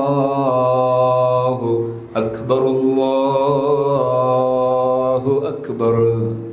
ഈണം, നല്ല ഈണത്തിൽ മദ്ഹുകളും മഹാന്മാരും അല്ലാഹുവും നമ്മുടെ ജീവിതത്തിൽ നിറഞ്ഞു നിൽക്കുന്നതാണ് ഈ ആഘോഷ രീതി. ബഹളമല്ല, പടക്കം പൊട്ടിച്ച് ആഘോഷിക്കരുത്, ഓരിയിട്ട് ആഘോഷിക്കരുത്, കുറുക്കൻ ഓരിയിടും പോലെ ഓരിയിട്ട് ആഘോഷിക്കരുത്. മക്കളൊക്കെ ചിലരൊക്കെ ഇപ്പോൾ ഈ സ്കൂളുകളിലൊക്കെ ടൂർ പോകുമ്പോൾ പ്രത്യേകം തിരിച്ചറിയുക, ടൗണിലെത്തിയാൽ കുറുക്കൻ ഓരിയിടുന്നത് പോലെ ഓരിയിടുന്ന ബസ് കണ്ടാൽ അത് പലപ്പോഴും സ്കൂൾ ടൂറാണ്. ഇത് ആഘോഷമല്ല, നല്ല രീതിയല്ല. അങ്ങനത്തെ ടൂറുകൾക്ക് കുട്ടികളെ അയക്കരുത്. നിലവാരത്തിൽ ആഘോഷിച്ച് ശീലിക്കണം. ഈണത്തിൽ ഖുർആൻ, ഒരു യാസീൻ, എല്ലാവരും ഒന്നിച്ചിരുന്ന് നല്ല ഈണത്തിൽ ഒരു യാസീൻ ഓതുന്നു. നമ്മളെ വല്യമ്മ വല്യപ്പ അവരെയൊക്കെ പരിഗണിക്കുന്നു. ഖുർആനിൻ്റെ ഒരു ആശയമാണ്. വഖുൽ ഉഅ്മലൂ ഫസയറല്ലാഹു അമലക്കും വറസൂലുഹു വൽ മുഅ്മിനൂൻ. സൂറത്തു തൗബയിൽ ഒരു മനുഷ്യന്റെ ഏറ്റവും വലിയ പ്രതിരോധം വിശദീകരിക്കുന്ന പോയിന്റിലെത്തിയപ്പോഴാണ് ഈ രീതി ഖുർആൻ സ്വീകരിച്ചത്. വഖുൽ, മുഅ്മിനീങ്ങൾ അമൽ ചെയ്യുമ്പോൾ, ആഘോഷിക്കുമ്പോൾ നിങ്ങളുടെ ജീവിത രീതി, നിങ്ങളെ കാഴ്ചപ്പാട് എന്താകണം? ഫസയറല്ലാഹു അമലക്കും, അള്ളാഹു കാണും. അപ്പൊ അള്ളാഹു കാണുമെന്ന ചിന്തയുള്ളപ്പോ മുത്തുനബി തങ്ങളുടെ മദ്ഹായ മങ്കൂസ് മൗലിദ് പാരായണം ചെയ്താൽ, ഇസ്ലാമിന് വേണ്ടി ജീവിതം പൂർണ്ണമായി സമർപ്പിച്ച ബദരീങ്ങളെ അനുസ്മരിച്ച് തവസ്സുൽ ബൈത്ത് ചൊല്ലിയാൽ, ബദർ മൗലിദ് ഓതിയാൽ, ഫസയറല്ലാഹു അമലക്കും, അള്ളാഹു കാണും. നല്ല പരിപാടിയാണ്. വറസൂലുഹു, അള്ളാഹുവിൻ്റെ റസൂൽ കാണും സല്ലല്ലാഹു അലൈഹി വസല്ലം. അവിടുത്തെ വഫാത്തിന് ശേഷവും കാണുമെന്നത് മുസ്ലിം ലോകത്ത് ഇന്നുവരെ ഇൽമുള്ള ഓരോ മഹാന്മാരുടെ ഇടയിലും രണ്ടഭിപ്രായമില്ലാത്ത ഒരു അഭിപ്രായ വിഷയമാണത്. നബി തങ്ങൾ കാണും സല്ലല്ലാഹു അലൈഹി വസല്ലം. വൽ മുഅ്മിനൂൻ, സ്വാലിഹീങ്ങൾ കാണും. ഈ ആയത്തിന്റെ വിശദീകരണത്തിൽ നിരവധി ഹദീസുകൾ വിചരിച്ച് ധാരാളം മുഫസ്സിറുകൾ ഈ വിഷയം പറയുന്നത് കാണാം. അതുകൊണ്ടാ പഴയ കാലത്ത് പറയും, വല്യപ്പാന് പൊരുത്തക്കേടുണ്ടാവും, ഉമ്മാമയുടെ പൊരുത്തക്കേടുണ്ടാവും, വല്യമ്മന്റെ പൊരുത്തക്കേടുണ്ടാവും, വെള്ളിയാഴ്ച രാവ അനാവശ്യമായിട്ട് വെറുതെ ബഹളം വെക്കല്ലേ എന്ന് പറയും. ഒരു യാസീൻ ഓതാതെ കിടക്കല്ലേ, ഒരു 300 സ്വലാത്തെങ്കിലും ചെല്ലാതെ കിടക്കല്ലേ എന്ന് പറയും. ഒന്നിച്ചിരുന്ന് യാസീൻ ഓതി ഹദ്ദാദ് ചൊല്ലി കുറച്ച് സ്വലാത്തൊക്കെ ചൊല്ലി നല്ല ചീരണി വിതരണം ചെയ്യണം, മധുരം വിതരണം ചെയ്യണം. മധുരം എല്ലാവർക്കും ഇഷ്ടപ്പെടുന്ന നല്ല പലഹാരങ്ങൾ ഒരുക്കി ഒന്നിച്ച് ആഘോഷിക്കണം. ഈ സാധനം ഒരുപാട് ഉപകാരമുള്ളതാണ്, ഉപകാരത്തിന് ഉപയോഗിക്കണം. ഇത്തരം സമയങ്ങളിൽ വേണമെങ്കിൽ അത് മാറ്റിവെക്കാം, അത് മാറ്റിവെച്ചിട്ട് ആഘോഷിക്കണം. ഇങ്ങനെ ആഘോഷിച്ചിട്ടില്ലെങ്കിൽ നമ്മുടെ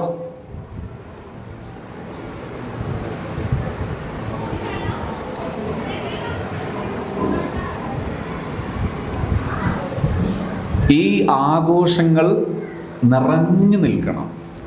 എങ്ങനെ ചെയ്യണം? നമ്മുടെ ഈ വെള്ളിയാഴ്ചകളിൽ, അതുപോലെ വെള്ളിയാഴ്ച രാവിൽ ഈ ആഘോഷങ്ങളിലൊക്കെ എല്ലാവരെയും പങ്കെടുപ്പിച്ച് പരസ്പരം സന്തോഷപൂർവ്വം ആ ദിവസം കൊണ്ടാടി, എന്നിട്ട് ആ ദിവസം പിന്നീട് അവർക്ക് ഓർക്കുമ്പോഴും സന്തോഷം ഉണ്ടാകണം. അതൊരു നിർബന്ധിക്കലാകരുത്. അഭിപ്രായങ്ങളൊക്കെ പരിഗണിക്കണം. അഭിപ്രായങ്ങൾ പരിഗണിക്കണം എന്ന് പറഞ്ഞു. മോൻ പറഞ്ഞു, ഉപ്പ അടുത്ത ആഴ്ചത്തത് ഐസ്ക്രീം ആയിക്കോട്ടെ, വല്ലാതെ തടിക്ക് കേടില്ലെങ്കിൽ നമ്മളെ ക്യാഷ് കൊണ്ട് സാധിക്കുമെങ്കിൽ ഐസ്ക്രീം ആക്കണം. അല്ലാതെ നമ്മൾ ഇഷ്ടപ്പെടുന്ന ഭാഷ മാത്രം പറയാ, അങ്ങനെ ആകരുത്. എല്ലാവരെയും അഭിപ്രായം കേട്ട് സാധ്യമാണെങ്കിൽ നടപ്പിലാക്കണം. ഇതില്ലെങ്കിൽ എന്ത് വരും എന്നറിയോ? തോന്നിവാസങ്ങൾ നമ്മുടെ വീട്ടിലേക്ക് കടന്നു വരും. നിങ്ങൾ നോക്കൂ, ബർത്ത്ഡേ ആഘോഷം എന്ന് പറഞ്ഞാൽ തീരെ ബുദ്ധിയില്ലാത്തവരും ഈമാനില്ലാത്തവരും ആഘോഷിക്കേണ്ട ആഘോഷമാണ് ബർത്ത്ഡേ ആഘോഷം. മദ്രസയിൽ പോലും മുട്ടായി വരും. എന്താ? മോളെ ബർത്ത്ഡേ ആണ്, മോൻ്റെ ബർത്ത്ഡേ ആണ്. നിങ്ങൾ എന്ത് ന്യായീകരണം ഉണ്ടാക്കിയാലും ഇത് അസംബന്ധമാണ്. കാരണം എന്താ? ബർത്ത്ഡേ എപ്പോഴാണ് ആഘോഷിക്കുന്നത്? ബർത്ത്ഡേ എന്ന് പറയുന്ന പദത്തിന്റെ അർത്ഥം എന്താ? ബർത്ത്ഡേ എന്നുള്ള പദത്തിന്റെ അർത്ഥം എന്താ? ജനിച്ച ദിവസം. ജനിച്ച അന്നാണോ ആഘോഷിക്കുന്നത്? അല്ല. പിന്നെ ജനിച്ചിട്ട് ഒരു വർഷം, ഈ കുട്ടിക്ക് കണക്കാക്കപ്പെട്ട ആയുസ്സിലെ ഒരു വർഷം നഷ്ടപ്പെട്ടു. ആ ഒരു വർഷം നഷ്ടപ്പെട്ടപ്പോൾ നമ്മൾ ആഘോഷിക്കുകയാണ്. വീണ്ടും ഒരു വർഷം നഷ്ടപ്പെടുമ്പോൾ വീണ്ടും ആഘോഷിക്കുകയാണ്. ഈ ആഘോഷം വിശ്വാസമുള്ളവർക്ക് ഒരിക്കലും ഭൂഷണമല്ല. കാരണം ഇത് നമ്മുടെ കുഞ്ഞല്ല. ഈമാനുള്ള ഒരാളുടെ ഈമാനികമായ ജീവിതത്തിൽ നിന്ന് ഉൽപ്പാദിപ്പിക്കപ്പെട്ടതല്ല ഈ ആഘോഷം. ബർത്ത്ഡേ എന്ന് പറയുന്ന ആഘോഷം ജനിച്ചിട്ട് ജീവിതത്തിൽ ഒരു വർഷം നഷ്ടപ്പെടുക, ആഘോഷിക്കുക, വീണ്ടും നഷ്ടപ്പെടുക, ആഘോഷിക്കുക. ഇത് ഈമാനുള്ളവരുടെ തലത്തിൽ നിന്ന് ജനിച്ചതല്ല. നിങ്ങൾ നോക്കൂ, നബി സല്ലല്ലാഹു അലൈഹി വസല്ലം തങ്ങളുടെ ജന്മദിനം ആഘോഷിക്കാം. കാരണം ആ ജന്മം റഹ്മത്തുല്ലിൽ ആലമീൻ, ഈ ലോകത്തിന് മുഴുവനും അത് കാരുണ്യമാണ്. ഹയാത്തി ഖൈറുല്ലക്കും മമാത്തി ഖൈറുല്ലക്കും, അവിടുത്തെ ജീവിതവും അവിടുത്തെ ജീവിതത്തിന് ശേഷമുള്ള ലോകവും നിങ്ങൾക്ക് നന്മയാണ്. അത് ആഘോഷിക്കാം, അത് ആഘോഷിക്കണം, അത് ഈമാനാണ്. അതേസമയത്ത് നമ്മുടെ ജീവിതത്തിന് അങ്ങനെ ഒരു വിധാനമുണ്ടോ? നമ്മുടെ ജീവിതം കൊണ്ടുള്ള ദൗത്യം പൂർണ്ണമായി നിർവഹിച്ചു എന്ന് ചിന്തിക്കാൻ പറ്റുന്ന ഏതെങ്കിലും ഒരു മനുഷ്യനുണ്ടാവോ? എൻ്റെ ജീവിതത്തിൽ അള്ളാഹു ചെയ്ത നിഅമത്തിന് എല്ലാ ശുക്റും ഞാൻ ചെയ്ത് കഴിഞ്ഞു എന്ന് ചിന്തിക്കാൻ പറ്റുന്ന ഏതെങ്കിലും ഒരു പടപ്പുണ്ടോ നിങ്ങൾക്കറിയാവുന്ന? ഉണ്ടോ? പിന്നെ എങ്ങനെയാ ആഘോഷിക്കരുത്? തൗബ ചെയ്യാം, നല്ല പരിപാടിയാണ്. പക്ഷെ അതും ബർത്ത്ഡേയുടെ പേര് ചെയ്യരുത്. കാരണം ബർത്ത്ഡേ എന്നതൊരു പ്രയോഗമാണ്. നമ്മുടെ ഈ അങ്ങാടിയിൽ ഈ അഴുക്കുകളൊക്കെ കൊണ്ടുപോകാൻ ഒരു ചാലുണ്ട്, അതിലൂടെ മോശമായ വെള്ളം ഒഴുകുന്നുണ്ട്. നമ്മൾ അതിനെക്കുറിച്ച് ജലദോഷം എന്ന് പറയും. ഇല്ല, ജലദോഷം എന്നുള്ളതൊരു മുസ്തലഹാണ്, അതൊരു പ്രത്യേക പ്രയോഗമാണ്. ഇതുപോലെ ബർത്ത്ഡേ എന്നതൊരു പ്രത്യേക ആചാരമാണ്. അത് ഒരു വിഭാഗത്തിൻ്റെതാണ്, അതൊരു പ്രത്യേക സൃഷ്ടിയാണ്. അത് ആഘോഷിച്ച് നിങ്ങൾ എന്ത് ന്യായീകരിച്ചാലും അത് അതിൻ്റെ മടയിലേക്ക് മടങ്ങും, നിങ്ങൾ കുടുങ്ങും. ഒരു ദിവസം എൻ്റെ കൂടെ ഒരു പണ്ഡിതൻ, അയാൾ ഒരു ദിവസം ഇങ്ങനെ പോകുമ്പോൾ എന്നോട് പറഞ്ഞു, ഇന്ന് വീട്ടിലൊരു മങ്കുസ് മൗലിദുണ്ട്, നിങ്ങൾ വരുന്നോ? അപ്പോൾ അന്ന് എനിക്ക് സമയമില്ല. അപ്പോൾ ഞാൻ പറഞ്ഞു, ഇന്ന് എനിക്ക് തിരക്കുണ്ട്. തൊട്ടടുത്ത ദിവസം ഞങ്ങൾ യാദൃശ്യമായി കണ്ടുമുട്ടിയപ്പോൾ ഞാൻ തമാശയ്ക്ക് ചോദിച്ചു, നമ്മളെ മങ്കുസ് മൗലിദൊക്കെ എങ്ങനെയെന്ന് ചോദിച്ചു. അപ്പം അയാൾ പറഞ്ഞു, അതൊരു പെടലായിരുന്നു എന്ന് പറഞ്ഞു. ഞാൻ ചോദിച്ചു, എന്ത് പറ്റി? ഇത് മോളെ ബർത്ത്ഡേ ആയിരുന്നു ഇന്നലെ, അത് എനിക്ക് ഓർമ്മയില്ലായിരുന്നു. അപ്പോൾ വീട്ടുകാർ ചെയ്ത പണിയാണ്. ബർത്ത്ഡേ എന്ന് പറഞ്ഞാൽ എന്നെ കിട്ടൂല എന്ന് തോന്നിയപ്പോൾ മങ്കൂസ് മൗലിദുണ്ട് എന്ന് പറഞ്ഞു, അതിനൊരു കേക്കും വാങ്ങാൻ പറഞ്ഞു.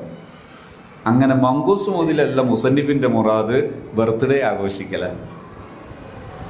അതിനൊരു മെഴുകുതിരി കത്തിക്കലും ഒരു പ്രത്യേക മുറിക്കലും കേക്ക് മുറിക്കലും ഒക്കെ ആയിട്ടൊരു ഒരു പ്രത്യേക ചടങ്ങ്. നിങ്ങളറിയോ എന്താ സംഭവിക്കുക? ഇക്കൊല്ലം മങ്കൂസ് മൗലിദുണ്ട്, ഇക്കൊല്ലം യാസീനുണ്ട്, ഇക്കൊല്ലം ഫാത്തിഹ ഉണ്ട്. അടുത്ത കൊല്ലം ബർത്ത്ഡേ വരുമ്പോൾ ഇതങ്ങ് പുറത്തു പോകും, കേക്കും ഉള്ളിലിരിക്കും.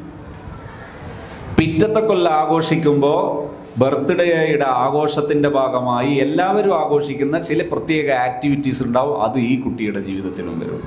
അങ്ങനെ 15, 16, 17, 18 വയസ്സാകുമ്പോൾ ഈ കുട്ടി ആഘോഷിക്കും, നിങ്ങൾ പുറത്തിരിക്കും, കുട്ടി മറ്റൊരു സ്ഥലത്തിരിക്കും. അന്ന് കുട്ടി ആഘോഷിക്കുമ്പോൾ ആ കുട്ടിയുടെ ജീവിതത്തിൽ ആദ്യമായി വ്യഭിചാരം പരിശീലിക്കുന്ന കളരിയായി ബർത്ത്ഡേ മാറും. ഇതാണ് ഇന്നത്തെ ബർത്ത്ഡേയുടെ പശ്ചാത്തലം. വേണോ വേണ്ടേ? തലയിൽ ആൾപ്പാർപ്പുള്ളവർ നന്നായി ആലോചിക്കേണ്ട മേഖലയാണ്. ബർത്ത്ഡേ പോലെയുള്ള അനാവശ്യ ആഘോഷങ്ങൾ, വിവാഹ വാർഷികം ആഘോഷിക്കുന്നു, എവിടെ നിന്ന് വരുന്നു? നിങ്ങളുടെ പർപ്പസ് എന്താണ്? എന്ത് ലക്ഷ്യത്തിന് വേണ്ടിയാണ് നിങ്ങളിത് ആഘോഷിക്കുന്നത് എന്ന് നിങ്ങൾക്ക് ബോധ്യം ഉണ്ടാകണം.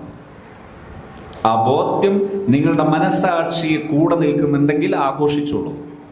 പക്ഷേ ഹറാമുകൾ ചെയ്യരുത്. ഞാൻ പറയുന്നു, നിങ്ങൾ ഉള്ള ആഘോഷങ്ങൾ കൊണ്ട് നടക്ക്.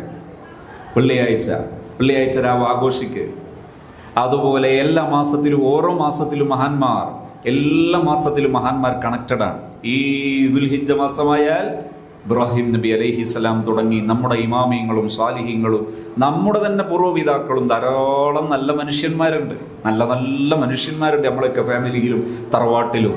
അവരെയൊക്കെ അനുസ്മരിച്ചൊരു യാസീൻ, നല്ല ഈണത്തിൽ ഒരുമിച്ചിരുന്ന് എല്ലാവരും നല്ല പലഹാരങ്ങൾ ഒരുക്കിയൊരു യാസീൻ ഒന്ന് ആഘോഷിച്ചൂടെ? എന്തൊരു സുഖമുണ്ട്! എല്ലാ മാസവും ഒരു ദിവസം ആഘോഷിക്കണം. ഔട്ടിങ്ങും നല്ലതാണ്. പക്ഷേ അത് മിനിയൂട്ടി ആയാലും ശരി, ഏത് സ്ഥലമായാലും ശരി, നിങ്ങൾ ഹറാമായ രീതിയിൽ മിങ്കിൾ ചെയ്തിട്ട് ഈ നിലാവട്ടത്ത് കോയിനിട്ടമാതിരി എന്തിനാ പോയെന്നും അറിയില്ല, എന്താ ചെയ്യുന്നതെന്നും അറിയില്ല, കുറേ കാട്ടിക്കൂട്ടുകയല്ലേ. അങ്ങനെ ആകരുത്. ഹറാമൊന്നും ഇല്ലാതെ ആഘോഷിക്കാൻ പഠിക്കണം. റിസോർട്ടുകളൊക്കെ പോകുന്നത് തെറ്റൊന്നുമല്ല, പക്ഷെ ഹറാമില്ലാതെ ചെയ്യാൻ പഠിക്കണം. എന്നാൽ അത് നല്ലതാണ്. ഔട്ടിങ്ങിൽ ഒരു സിയാറത്ത് ചെയ്യുന്നു, മഹാന്മാരെ സിയാറത്ത് ചെയ്യുന്നു, നല്ലതാണ്, നല്ല രീതിയാണ്.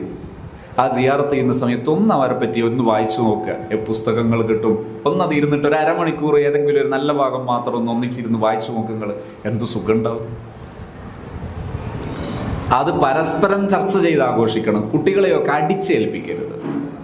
ഈ ഒരു കാര്യം കൂടെ പറഞ്ഞ് ഞാൻ ഇന്നത്തെ സംസാരം അവസാനിപ്പിക്കാം. കാരണം നിങ്ങളോട് ഞാൻ തെറ്റായ രീതിയിൽ പെരുമാറാൻ പാടില്ലല്ലോ. ഈ ചൂട് സമയത്ത് നിങ്ങളെ ഇങ്ങനെ ഒന്നിച്ചിരുത്തിയിട്ട് നീട്ടിക്കൊണ്ടുപോയി സംസാരിച്ചാൽ ഒരു അതബ് കേടായിപ്പോൾ. ഇവിടെ ഞാൻ ഇത്തരം ആഘോഷങ്ങളെക്കുറിച്ച് പറയുമ്പോൾ പറയാണ്, നമ്മൾ ഒന്നിച്ചിരിക്കുന്നത് ജമാഅത്ത്, ജുമാ, ഇതൊക്കെ നമ്മുടെ നാടിനെ നിർമ്മിക്കുന്ന ആഘോഷങ്ങളും ആചാരങ്ങളുമാണ്. അതുപോലെ ജൽസത്തുൽ മഹബ്ബ നിങ്ങളെല്ലാം അറിയുന്നതാണ്. നമ്മുടെ മദ്രസയിലും അതുപോലെ നമ്മുടെ സ്ഥാപനങ്ങളിലും ഇത്തരം ധാരാളം ഒത്തുചേരലുകൾ നടക്കുന്നുണ്ട്. ഇവിടങ്ങളൊക്കെ ഉപയോഗപ്പെടുത്തണം, സമൃദ്ധമായിരിക്കണം. ജസ്റ്റ് നമ്മളെ ഹുദൂർ, നമ്മുടെ പ്രസൻസ്, സാന്നിധ്യം, അത് നമുക്കേറെ നേട്ടങ്ങളുണ്ടാക്കും, ഒരു ഐക്യബോധമുണ്ടാക്കും, നമ്മളെ തമ്മിൽ യോജിപ്പിക്കാൻ അത് കാരണമാകും. അത് ആസ്വാദ്യകരമായി ഉപയോഗപ്പെടുത്തിയാൽ മനസ്സിന് ഫലമുണ്ടാകും, ജീവിതത്തിൽ ബറക്കത്തുണ്ടാകും. അള്ളാഹു ധാരാളം കാവലുകൾ തരും. നമ്മളിൽ നമ്മൾ അറിയാതെ കടന്നു വരുന്ന പൈശാചിക സാന്നിധ്യങ്ങളും ഡേർട്ടി എനർജികൾ, ചീത്തയായ ഊർജം, മോഡേൺ സയൻസിൽ വലിയൊരു ഭാഗം തന്നെ അത് സമർത്ഥിക്കുന്നത് കാണാം. ഡേർട്ടി എനർജി, ഇത്തരം സംഗതികളെയൊക്കെ റിമൂവ് ചെയ്യാൻ, ശരീരത്തിൽ നിന്ന്, ജീവിതത്തിൽ നിന്ന് പുറന്തള്ളാൻ ഇത്തരം ഒത്തുചേരലുകൾ നമ്മളെ സഹായിക്കും. സ്വലാത്തിൻ്റെ മജ്ലിസ്, ദിക്റിൻ്റെ മജ്ലിസ്, ഹദ്ദാദിൻ്റെ മജ്ലിസ്, മുത്താലിമീങ്ങളൊക്കെ ഉള്ള ഹദ്ദാദിൻ്റെ മജ്ലിസ് എല്ലാ പള്ളിയിലും എല്ലാ ദിവസവും ഉണ്ടാവും. പറ്റുമെങ്കിൽ ഒന്നതിൽ പങ്കെടുക്കുക. 10-15 മിനിറ്റൊക്കെ ഉണ്ടാവുള്ളൂ. എന്താണ് അതിൻ്റെ എനർജി എന്നറിയോ? നല്ല ബെസ്റ്റ് റിഫ്രഷ്മെൻ്റ് ആണത്. ഈ റിഫ്രഷ്മെൻ്റൊക്കെ ഉപയോഗിക്കണം. വലിയ ഫലമാണത്. അതൊരു സുഖമാണ്. ആസ്വദിച്ച് ചെയ്യണം. കാരണം എന്താ? ഹദ്ദാദിൻ്റെ മജ്ലിസിലിരിക്കുന്ന സമയത്ത് 5 ഫാത്തിഹ ഓതുമ്പോൾ, ഒന്ന് അബ്ദുല്ലാ ഹദ്ദാദ് റളിയല്ലാഹുവിന്റെ കുടുംബം എന്ന് പറയുന്നത് സാദാത്തുക്കളിൽ ഇപ്പോഴും ഒരു കറാഹത്ത് പോലും ചെയ്യാതെ ജീവിക്കുന്ന മഹാന്മാരുടെ പരമ്പരയാണത്. ബാലവി കബീല, വലിയ മഹാന്മാരുടെ പരമ്പരയാ. ഇപ്പൊ ഈ സാഹചര്യത്തിൽ പോലും കറാഹത്തുകൾ പോലും സൂക്ഷിച്ച് ജീവിക്കുന്ന മഹാന്മാരുണ്ട്. അത്തരം സ്വാലിഹീങ്ങളുടെ പരമ്പരയാണത്. അതുപോലെ ഔലിയാക്കൾ, ഇമാമിങ്ങൾ, നമ്മളിൽ നിന്ന് മരണപ്പെട്ടു പോയ വാപ്പമാര്, ഉമ്മാമമാര് തുടങ്ങിയ നമ്മുടെ ബന്ധുക്കൾ, ഇവർക്കെല്ലാം ഫാത്തിഹ പോകുന്നൊരു സദസ്സാണ് ഹദ്ദാദ് മജ്ലിസ്. അത് മജ്ലിസിൽ ഇരുന്നാലുള്ള ഗുണം എന്താ പറയുക? ഒരു ഫാത്തിഹ ഞാൻ ഓതിയാൽ അതൊരു ഫാത്തിഹയാണ്. അതേ സമയത്ത് ഞാൻ ഈ സദസ്സിൽ നിന്നൊരു ഫാത്തിഹ ഓതിയാൽ ഈ സദസ്സിൽ 4, 1, 2, 3, 4, 5, 6 ഇങ്ങനെ 6, 4 ആകുമ്പോൾ 24, 48, ഒരു 50 പേരിൽ ചുരുങ്ങാത്ത ആൾ ഇവിടെ ഉണ്ട്. ഈ സദസ്സിൽ നിന്ന് ഞാനൊരു ഫാത്തിഹ ഓതുന്നു എൻ്റെ ഉപ്പക്ക്. അപ്പൊ എത്ര ഫാത്തിഹയാണ് കിട്ടുക? 50 ഫാത്തിഹ മിനിമം കിട്ടും. ഒരു ഫാത്തിഹയാണ് ഞാൻ ഓതുന്നത്. സദസ്സിലാകുമ്പോൾ ഈ സദസ്സിലെ ഫാത്തിഹ ഹദിയ ചെയ്യുമ്പോൾ അത് ഓരോരുത്തരുടെ ഉപ്പക്കും കിട്ടുന്നത് 50 ഫാത്തിഹ. എത്ര ലാഭമാണത്! വെള്ളിയാഴ്ച ജുമാക്ക് ശേഷം ഇമാമ് ഒരു ഫാത്തിഹ ഓതുമ്പോൾ ഇരിക്കണം അവിടെ. കാരണം അത് ഒരു ഫാത്തിഹയല്ല ഉപ്പാന്റെ ഖബറിലെത്തുക. നമ്മുടെ ഉമ്മയുടെ, നമ്മുടെ ഭാര്യയുടെ, നമ്മുടെ മരിച്ചുപോയ പലരുടെയും ഹദറത്തിലേക്ക് ഒരു ഫാത്തിഹ അല്ല പോകുന്നത്.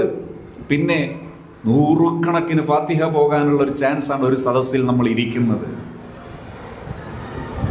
നമ്മൾ ഒറ്റക്കൊരു ഫാത്തിഹ പോകുമ്പോൾ 100 തെറ്റുണ്ടാവും. അതേസമയത്ത് ഈ മോമിനീങ്ങൾ ഓതുന്ന ഫാത്തിഹയാകുമ്പോൾ തെറ്റ് കൂട്ടത്തിൽ അല്ലാഹു തെറ്റുള്ളവരുടേതും കൂടി പരിഗണിക്കാൻ സാധ്യതയുണ്ട്. ഇതുകൊണ്ട് ഈ ശൈലി വേണം. ആഘോഷ രീതി നിറഞ്ഞു നിൽക്കണം. ഈ ആഘോഷ രീതികൾ നിറഞ്ഞു നിൽക്കുമ്പോൾ എന്താ സംഭവിക്കുക? സാഹചര്യം നന്നാകുമ്പം കുട്ടികളുടെ മനസ്സും പരുവപ്പെടും, മക്കളുടെ മനസ്സ് പരുവപ്പെടും. സാഹചര്യം ദുഷിക്കുമ്പോഴോ മനസ്സും ദുഷിക്കും. അന്ധത അവരുടെ വിശ്വാസമായി മാറും. ഫ്രീഡം, ഫ്രീഡം, ഫ്രീഡം, എല്ലാവർക്കും ഫ്രീഡം. അത് നിങ്ങളെന്തിനാ നോക്കുന്നത്? എൻ്റെ കാര്യം നിങ്ങൾ നോക്കണോ എന്ന് ആര് ചോദിക്കുകയാണ്? മക്കൾ ചോദിക്കുകയാണ്. എപ്പോഴാ ചോദിക്കുന്നത്? രാവിലെ കിടങ്ങി ഉറങ്ങി എഴുന്നേറ്റത് ഈ പാപ്പുണ്ടാക്കിയ വീട്ടില്. സ്വന്തമായി ഒരു റൂം കിടക്കണമെങ്കിൽ എത്ര ചെലവുണ്ട് ഒരു ദിവസം? ഇവൻ തിന്ന് വളർന്നത് ഈ വാപ്പയുടെ ചോരയും നീരും ഉണ്ടാക്കി വളർത്തിയ തിന്നിട്ടാണ് ഇവൻ വളർന്നത്. എന്നിട്ട് ഇവൻ ചോദിക്കുക, എൻ്റെ ജീവിതത്തിൽ നിങ്ങൾക്ക് എന്താ ചെയ്തത്? എന്ത് യുക്തിയാണുള്ളത്? എന്ത് ലോജിക്കാണുള്ളത് ആ ചിന്തത്തിൽ? ഫ്രീഡമാണോ? അതാണോ ഫ്രീഡം? ഇങ്ങനെ അന്ധതയിലേക്ക് മക്കൾ ചെന്നു പോകാതിരിക്കണമെങ്കിൽ മാന്യമായി കൂടി ജീവിക്കണം, ആഘോഷിച്ച് ജീവിക്കണം. ആഘോഷിച്ച് ജീവിച്ചാൽ കുട്ടികൾ അറിവുള്ളവരും യുക്തിയുള്ളവരും യുക്തിബോധമുള്ളവരുമാകണം. യുക്തി വേണം മനുഷ്യന്, യുക്തിബോധം വേണം. യുക്തി, ഇതാണ് ഫ്രീഡം. യഥാർത്ഥത്തിൽ ഫ്രീഡം എന്താ? എന്നെ ഞാനാക്കിയവരെ ഉൾക്കൊള്ളുന്നതാണ് ഒരു മനുഷ്യന്റെ യഥാർത്ഥ സ്വസ്ഥത. അതില്ലെങ്കിൽ സ്വസ്ഥത ഉണ്ടാവില്ല. സ്വസ്ഥതയില്ലെങ്കിൽ ആത്മവിശ്വാസം, കോൺഫിഡൻസ്, ആട്ടം പടലം പൊട്ടിത്തകരും. അങ്ങനെയാവുമ്പോൾ ജീവിതം നശിച്ചു പോകും. പെട്ടെന്ന് ആത്മഹത്യ ചെയ്യുന്നവരായി സമൂഹം വളരും. എപ്പോ? ഈമാനും മാതാപിതാക്കൾ എന്ന ബന്ധവും ഇല്ലാതായാൽ, ഈമാനില്ലാതായാൽ, മാതാപിതാക്കൾ കുടുംബ ബന്ധം ഇല്ലാതായാൽ ആത്മഹത്യാ പ്രവണത കൊടികുത്തി വായും, കത്തിക്കയറും. സമൂഹം നശിക്കും. സമൂഹത്തിന് നിലനിൽക്കാനുള്ള വഴികളിൽപ്പെട്ടതാണ് നല്ല ബന്ധങ്ങൾ. ഫ്രീഡം, ശരിക്കും ഫ്രീഡം എന്താണ്? എന്നെ ഉൾക്കൊണ്ട് ജീവിക്കുന്നതാണ് ഫ്രീഡം. അതെപ്പോഴാ? ഈ മൂല്യങ്ങൾ ഉൾക്കൊള്ളുമ്പോഴാണ് അവനവനെ ഉൾക്കൊള്ളുന്നവനാകുന്നത്. അതുകൊണ്ട് തന്നെ നമ്മളത് മനസ്സിലാക്കണം. എൻ്റെ ഈ സദസ്സിൽ ഒരുപക്ഷെ ഞാൻ പരാമർശിക്കുമെന്ന് പ്രതീക്ഷിക്കുന്ന മറ്റൊരു വിഷയമായിരിക്കാം മൊബൈൽ അഡിക്ഷൻ. പലപ്പോഴും രക്ഷിതാക്കൾ മക്കളുടെ വിഷയത്തിൽ കഷ്ടപ്പെടുന്നത് മൊബൈൽ അഡിക്ഷൻ്റെ വിഷയത്തിലാണ്. പക്ഷേ നിങ്ങൾ ഇങ്ങനെ ചൂണ്ടാതിരുന്നാൽ മതി, ഈ വിരലൊക്കെ നിങ്ങൾക്കെതിരെയാണെന്ന് മനസ്സിലാക്കിയാണ്. ഒരു കുട്ടിക്കും നിങ്ങൾ മാതാപിതാക്കളുടെ കാരണം കൊണ്ടല്ലാതെ കുട്ടികൾക്ക് മൊബൈൽ അഡിക്ഷൻ ഉണ്ടായത് നിങ്ങൾക്ക് കാണിക്കാൻ കഴിയില്ല. അതാദ്യം മനസ്സിലാക്കിയ പരിഹാരവും മനസ്സിലായി. എന്താ ചെയ്യേണ്ടത്? ചെറിയ മക്കൾക്ക് നിങ്ങൾ ഫോൺ കൊടുക്കരുത്. അല്ല ഉസ്താദേ, അവൻ കരയും. കരഞ്ഞാൽ എന്താ കുഴപ്പം? നിങ്ങൾ കരയാതിരുന്നാൽ മതി, നിങ്ങൾ ഇമോഷണൽ ആകാതിരുന്നാൽ മതി. മക്കൾക്ക് മൊബൈൽ കൊടുക്കരുത്. പകരം എന്ത് ചെയ്യണം? പ്രായോജിതമായ ഏജ് അപ്രോപ്രിയേറ്റഡ് ആയ ടോയ്സ്, പ്രായോജിതമായ കളി ഉപകരണങ്ങൾ അവർക്ക് നൽകണം. അത് ഗൗരവത്തിലും എടുക്കണം. മക്കൾക്ക് കുഞ്ഞുനാൾ മുതൽ നല്ല നല്ല പഠനോപകരണങ്ങൾ സെറ്റ് ചെയ്ത് കൊടുക്കണം. ഷേപ്പ് മനസ്സിലാക്കാൻ ഉപകാരപ്പെടുന്ന പഠനോപകരണങ്ങൾ കിട്ടും. റൗണ്ട്, ചതുരം, ഹൈറ്റ്, വലുപ്പങ്ങൾ, വലുപ്പ വ്യത്യാസം, വലുത് ചെറുത്, ഇതൊക്കെ മനസ്സിലാക്കാൻ പറ്റുന്ന ധാരാളം ടോയ്സുകൾ കാണാം. വലിയ ചിലവൊന്നും ഉണ്ടാവില്ല. അത് പൈസ കൊടുത്ത് വാങ്ങണമെന്ന് നിർബന്ധവുമില്ല. ആശയം മനസ്സിലായിട്ട് നടപ്പിലാക്കുന്ന, നല്ല ഉണ്ടാക്കാൻ ക്രാഫ്റ്റൊക്കെ അറിയുന്നവരുണ്ട്, ഉണ്ടാക്കി കൊടുത്താൽ മതി. പക്ഷെ സീരിയസ് ആയിട്ട് ചെയ്യണം. മക്കൾക്ക് നിരന്തരം ഫിസിക്കൽ മൂവ്മെൻറ്റ്, ചലനമുള്ള ജീവിതം സെറ്റ് ചെയ്യണം. മക്കൾ മണ്ണും വെള്ളവും മണലും തട്ടി ജീവിക്കണം. മണ്ണിലിറങ്ങിയാൽ ചീത്തയാകും. മണ്ണ് ചീത്തയല്ല. മണ്ണ് മനുഷ്യന് പെരങ്ങാനുള്ളതാണ്. മനുഷ്യനുമായിട്ട് അത് ചേരാനുള്ളതാണ്. മണ്ണ് തൊടാൻ പാടില്ല, ഡ്രസ്സ് ഈങ്ങാൻ പാടില്ല. ആര് പറഞ്ഞത്? പിന്നെ നിന്നെ അലക്കുന്നത്? മണ്ണിൽ കളിക്കണം. വെള്ളത്തിൽ മനുഷ്യൻ ഇടപഴകണം. ചെറിയ നാളിലെ മക്കൾക്ക് അവസരങ്ങൾ നൽകണം. പക്ഷെ ശ്രദ്ധിക്കാതിരിക്കരുത്. ശ്രദ്ധ വേണം, അത്രയേ ഉള്ളൂ. അതായത് എല്ലാ അഴുക്കുള്ള മണ്ണിൽ തന്നെ കളിപ്പിക്കരുത്. അഴുക്കുള്ള മണ്ണേ ഉള്ളൂ എങ്കിൽ അഴുക്കില്ലാത്ത മണ്ണ് സെറ്റ് ചെയ്യണം. മണ്ണ് വേണം, വെള്ളം വേണം, മണൽ വേണം.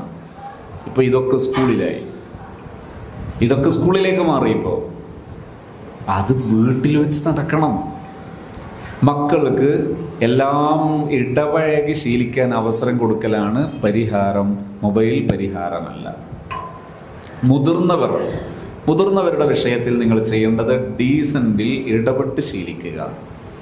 ഉത്തരവാദിത്വം പ്രായോജിതമായി മക്കളെ ഏൽപ്പിച്ച് ശീലിക്കണം. ഒരു 7, 8, 9 വയസ്സ് കഴിയുമ്പോൾ മക്കൾക്ക് ഉത്തരവാദിത്തങ്ങൾ ഏൽപ്പിച്ചു കൊടുത്ത് ശീലിക്കണം. അവർക്ക് ഇഷ്ടപ്പെടുന്ന ഉത്തരവാദിത്തങ്ങൾ ശീലിക്കണം. 5 വയസ്സ് മുതൽ തന്നെ അവരുടെ പ്രായോജിതമായ ഉത്തരവാദിത്തങ്ങൾ അവർക്ക് ചെയ്യാൻ അവസരം കൊടുത്ത് ശീലിക്കണം. 5 വയസ്സാകുമ്പോൾ അവർ ബ്രഷ് ചെയ്യുന്നത് സ്വയം, അവർ എഴുന്നേറ്റ് കഴിഞ്ഞാൽ അവരുടെ പുതപ്പ് എടുത്തു വെക്കുന്നത് സ്വയം, അവരുടെ ഡ്രസ്സ് എടുത്തു വെക്കുന്നത് സ്വയം, അവർ അയച്ചു വെച്ച ഡ്രസ്സ് അത് ഒരു സ്ഥലത്തേക്ക് മാറ്റി വെക്കുന്നത് സ്വയം. ശ്രദ്ധിക്കണം, ശിക്ഷയിലൂടെ പഠിപ്പിക്കരുത്, കൽപ്പിച്ച് ശീലിക്കരുത്. മക്കളവിടെ ചെയ്യരുത്. ഒരു മകൻ ഡ്രസ്സ് സ്കൂൾ വിട്ട് വന്നപ്പോൾ, മദ്രസ വിട്ട് വന്നപ്പോൾ ഡ്രസ്സ് അയച്ചു, ഡൈനിങ് ഹാളിൻ്റെ മൂലയിലേക്ക് ഒരു ഏറ് വെച്ചു കൊടുത്തു. ചീത്ത വിളിക്കരുത്, അസഭ്യം പറയരുത്. നിങ്ങൾ എന്ത് ചെയ്യണം? മകനെ വാ, അതെടുക്കുന്നു. നിങ്ങൾ എടുത്തിട്ട് അത് സാധാരണ അയച്ചു വെക്കുന്ന ഡ്രസ്സ് ഇടാൻ നല്ലൊരു സ്പേസ് വേണം. ആ സ്പേസ് കാണിച്ചു കൊടുക്കുന്നു, വെച്ചു കൊടുക്കുന്നു. മോനോട് പറയുന്നു, ഇവിടെ കേട്ടോ മോൻ വെക്കേണ്ടത്, നാളെ മോൻ ഇവിടെ വെക്കൂലേ? ഇല്ല, ഞാൻ വെക്കൂല എന്ന് പറയുന്നു. ഷാഠ്യം വേണ്ട. നിങ്ങൾ നേരത്തെ കൊടുത്തതിൽ പിശകുണ്ട് എന്നാണ് അതിൻ്റെ അർത്ഥം. കുട്ടി നിങ്ങൾ പറയുമ്പോൾ റിയാക്ട് ചെയ്യുന്നതിൽ അനാദരവുണ്ടെങ്കിൽ നിങ്ങൾ കുട്ടിയുടെ മുമ്പിൽ അനാവശ്യമായ അഫെക്ഷൻ കാണിച്ച് ശീലിച്ചിട്ടുണ്ട് എന്നതിൻ്റെ ലക്ഷണമാണത്. കുഞ്ഞുനാളിലെ മക്കളോട് അരുതായ്മകളുടെ മുമ്പിൽ അരുത് എന്ന് ഇമോഷണൽ ആകാതെ പറഞ്ഞ് ശീലമുണ്ടെങ്കിൽ കുട്ടികൾക്കും കൃത്യമായി അനുസരിക്കും. പറഞ്ഞ് എതിര് പറയുന്നുണ്ടെങ്കിൽ നിങ്ങളെടുത്ത് നേരത്തെ പേച്ചിട്ടുണ്ട് എന്നതിൻ്റെ സിംറ്റമാണ്, അലാമത്താണ്, ലക്ഷണമാണത്. ആ കുട്ടിയോട് പിറ്റേ ദിവസവും പറയണം. പിറ്റേ ദിവസവും നിങ്ങൾ ഇമോഷണൽ ആകാതെ ചെയ്താൽ 3 ദിവസം ചെയ്യുമ്പോഴേക്ക് കുട്ടി ചെയ്യും. ഇത് നമ്മളെന്താ ചെയ്യുക? കുറേ പറയും, പറഞ്ഞു തന്നെ ഒരു 10-15 തവണയൊക്കെ പറയും. കുട്ടിക്ക് ആകെ എന്ത് ചെയ്യും, എല്ലാം കൂടെ അങ്ങനെ ഹാലളവും കുട്ടിക്ക്. ഇങ്ങനെ റിപ്പീറ്റഡായിട്ട് പറയരുത്. ഒരു തവണ പറയുക, കൂടെ ചെയ്തു കൊടുക്കുക, പെട്ടെന്ന് റിസൾട്ട് ഉണ്ടാകും. ഒരു ദിവസം ഒരു ഉമ്മ, കുട്ടി സ്കൂൾ വിട്ട് വന്നു. കുട്ടി ആ നല്ല പുകച്ചിലുള്ള സമയം ഓടി വന്ന് ഡൈനിങ് ഹാളിൽ കയറി. ഉമ്മ അസ്കരിച്ചുകൊണ്ടിരിക്കുകയാണ്. അപ്പോൾ തോളുള്ള ബാഗ് ഊരിയിട്ട് ഡൈനിങ് ഹാളിലെ ടേബിലേക്ക് ഒരു വെച്ചു കൊടുത്തു. ബാഗ് വീണിടും എന്നുള്ള ശബ്ദവും ഇങ്ങനെ ഊരിപ്പോയിട്ട് താഴെ വീണിട്ടോ എന്നുള്ള ശബ്ദവും ഒന്നിച്ച്. അത് കഴിഞ്ഞു. കുട്ടി ഓടി അടുത്ത ബെഡ്റൂമിൽ ബെഡിൽ ചാടി കയറി 4 തുള്ളലൊക്കെ തുള്ളിയിട്ട് ഷർട്ട് അയച്ചിട്ട് ഒരു വെച്ചു കൊടുത്തു. എങ്ങോട്ടെറിഞ്ഞു? ഇടതു ഭാഗത്ത് മൂലയിലേക്ക് എറിഞ്ഞു. ഒന്നുകൂടി കിടന്നപ്പോൾ പാൻറ് ചവിട്ടി ഊരി അത് അടുത്ത മൂലയിലേക്ക് എറിഞ്ഞു. പിന്നെ 4 തുള്ളൽ തുള്ളിയപ്പോൾ ഒരു തലയാണ് അപ്പുറവും മറ്റേ തലയാണ് ഇപ്പുറവും. പിന്നെയും 4 പുടച്ചപ്പം എന്ത് ചെയ്തു എന്നറിയോ? ബെഡിലെ വിരിച്ച ബെഡൊക്കെ താഴെ. ഈ ഉമ്മ ഭക്ഷണമൊക്കെ കഴിച്ച് മൊത്തം അടിച്ചു വാരി തുടച്ച് വൃത്തിയാക്കി എല്ലാം മുട്ടി വിരിച്ചതിൻ്റെ വേർപ്പ അറിയിട്ടില്ല. അസുർ നിസ്കരിച്ച് വന്നു നോക്കുമ്പോൾ കാണുന്നത് ഈ മട്ടില്. ഉമ്മ കരയോ വേണ്ടത് ചിരിക്കോ വേണ്ടത് മനസ്സിലാകുന്നില്ല. ഉമ്മ കുട്ടിക്ക് 4 പടച്ചു. പിറ്റേ ദിവസം എന്താ ചെയ്യാന്നറിയോ? കുട്ടി അതിൻ്റെ 3 ഇരട്ടി ചെയ്യും. അടിച്ചത് കൊണ്ട് മാറൂല, ഉഷാറിൽ 2ാമത്തെ ദിവസവും ചെയ്യും. എന്താ ചെയ്യേണ്ടത്? സത്യത്തിൽ എന്താ സംഭവിച്ചു? കുട്ടി എന്തെങ്കിലും തെറ്റ് ചെയ്തോ? ഈ ബാഗും പറഞ്ഞ് രാവിലെ 8 മണിക്ക് 7 മണിക്ക് ഇറങ്ങിയതാ ഇവൻ. ഈ പേടകത്ത് കയറി പോയതാ. ഇതിൻ്റെ ചൂടും പുകച്ചിലും ഒക്കെ അനുഭവിച്ച് ഇതൊന്ന് എറിയണമെന്ന് അവൻ കരുതിയിട്ടുള്ളൂ. അവൻ അറിയില്ല ഇതെങ്ങനെ വെക്കണം. നിങ്ങൾ എപ്പോഴെങ്കിലും ഒന്ന് പറഞ്ഞിട്ടുണ്ടോ? നോ. നിങ്ങൾ പരിശീലിപ്പിച്ചിട്ടുണ്ടോ? നോ. ആ കുട്ടി അവൻ്റെ സ്വാഭാവികമായ പെരുമാറ്റം കാണിച്ചു. ബാഗ് അവിടെ ഇട്ടു, അത് എറിയരുതെന്ന് അവൻ അറിയില്ല. അവൻ്റെ ബോധ്യത്തിൽ അങ്ങനൊന്നുമില്ല. ഷർട്ട് അത് അഴിക്കണം, അഴിച്ചാൽ അതൊന്ന് ദൂരെയൊക്കെ കളഞ്ഞു. ഇവിടെ തല്ലിയാൽ അത് കൂടും. എന്ത് ചെയ്യണം? ഈ ഉമ്മ ഒരു നിമിഷം ആലോചിക്കണം. എനിക്ക് വലുത് ഈ മുട്ടി വിരിക്കലാണോ എൻ്റെ കുഞ്ഞാണോ? ഇത് എല്ലാം കൂടെ 2ാമത് മാറ്റി ചെയ്യണമെങ്കിൽ 5-7 മിനിറ്റിനുള്ളിൽ എല്ലാം ചെയ്യാം. എല്ലോ 2ാമത് ചെയ്യാൻ ഒരു 5-7 മിനിറ്റിൻ്റെ താഴെ ആവശ്യമുള്ളൂ. ബെഡൊക്കെ ഒന്ന് മുട്ടി വിരിച്ച് തലയണയൊക്കെ എടുത്തു വെച്ച് ആ ഡ്രസ്സൊക്കെ ഒരു ഇതിൽ വെക്കാൻ മൊത്തം 5 മിനിറ്റിൻ്റെ താഴെ അത്രയും സമയം വേണം. പക്ഷേ നിങ്ങളെ മൈൻഡ് സമ്മതിക്കുന്നില്ല. എന്താ വേണ്ടത്? ഇമോഷണലാകാതെ നിങ്ങൾ എന്ത് ചെയ്തു? ഷർട്ടൊക്കെ എടുത്തു വെച്ചു. മോനെ എന്തൊക്കെയുണ്ട് വിശേഷം? ഇന്ന് റാഹത്തായിരുന്നോ?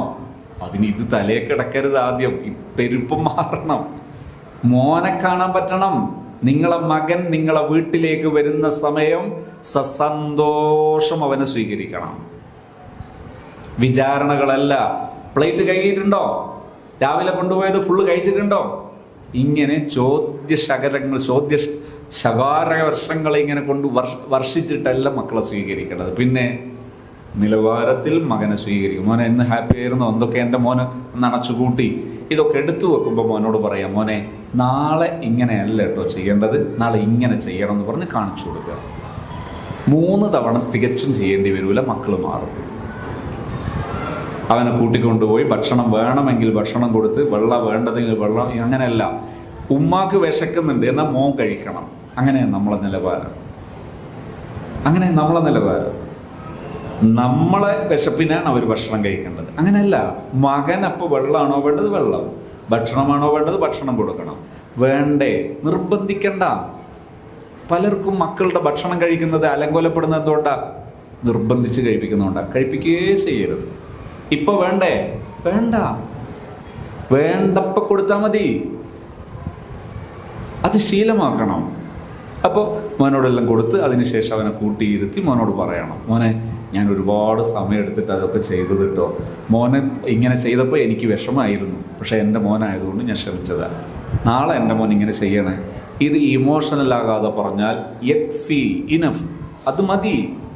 വെറുതെ ബഹളം വെച്ച് നമ്മളുമില്ല കുഞ്ഞുമില്ല, കുഞ്ഞ് നശിക്കാൻ അത് മതിയാകും. അതുകൊണ്ട് ഈ നല്ല പെരുമാറ്റങ്ങൾ നമ്മുടെ മക്കളെ ഉന്നതങ്ങളിലേക്ക് എത്തിക്കും. ബാപ്പ ഒരു സ്വാലിഹായിട്ടില്ലെങ്കിൽ പോലും മക്കൾ സ്വാലിഹ്യങ്ങളാകും നല്ല പെരുമാറ്റമുണ്ടായാൽ. ബാപ്പ നിരക്ഷരനാണെങ്കിൽ പോലും മക്കൾ വലിയ വിദ്യാഭ്യാസമുള്ളവരായി മാറും ഈ പെരുമാറ്റമുണ്ടെങ്കിൽ. ഇതൊരു വലിയ ആപ്തവാക്യമാണ് ഇപ്പം ഞാൻ നിങ്ങളോട് ഈ പറഞ്ഞു വെച്ചത്. നമുക്ക് വിദ്യാഭ്യാസം ആവശ്യമില്ല. മക്കൾ ഉന്നത വിദ്യാഭ്യാസം നേടാൻ ആകെ ആവശ്യമുള്ളത് ബഹുമാനപൂർവ്വം മക്കളോട് പെരുമാറാൻ അറിയുമെങ്കിൽ അവർ ഉന്നതങ്ങളിലെത്തും. ഇന്ത്യയുടെ പ്രസിഡന്റുമാരെ പഠിച്ചു നോക്ക് നിങ്ങൾ, ലോക ചരിത്രത്തിലെ മഹാന്മാരെ പഠിച്ചു നോക്ക് നിങ്ങൾ.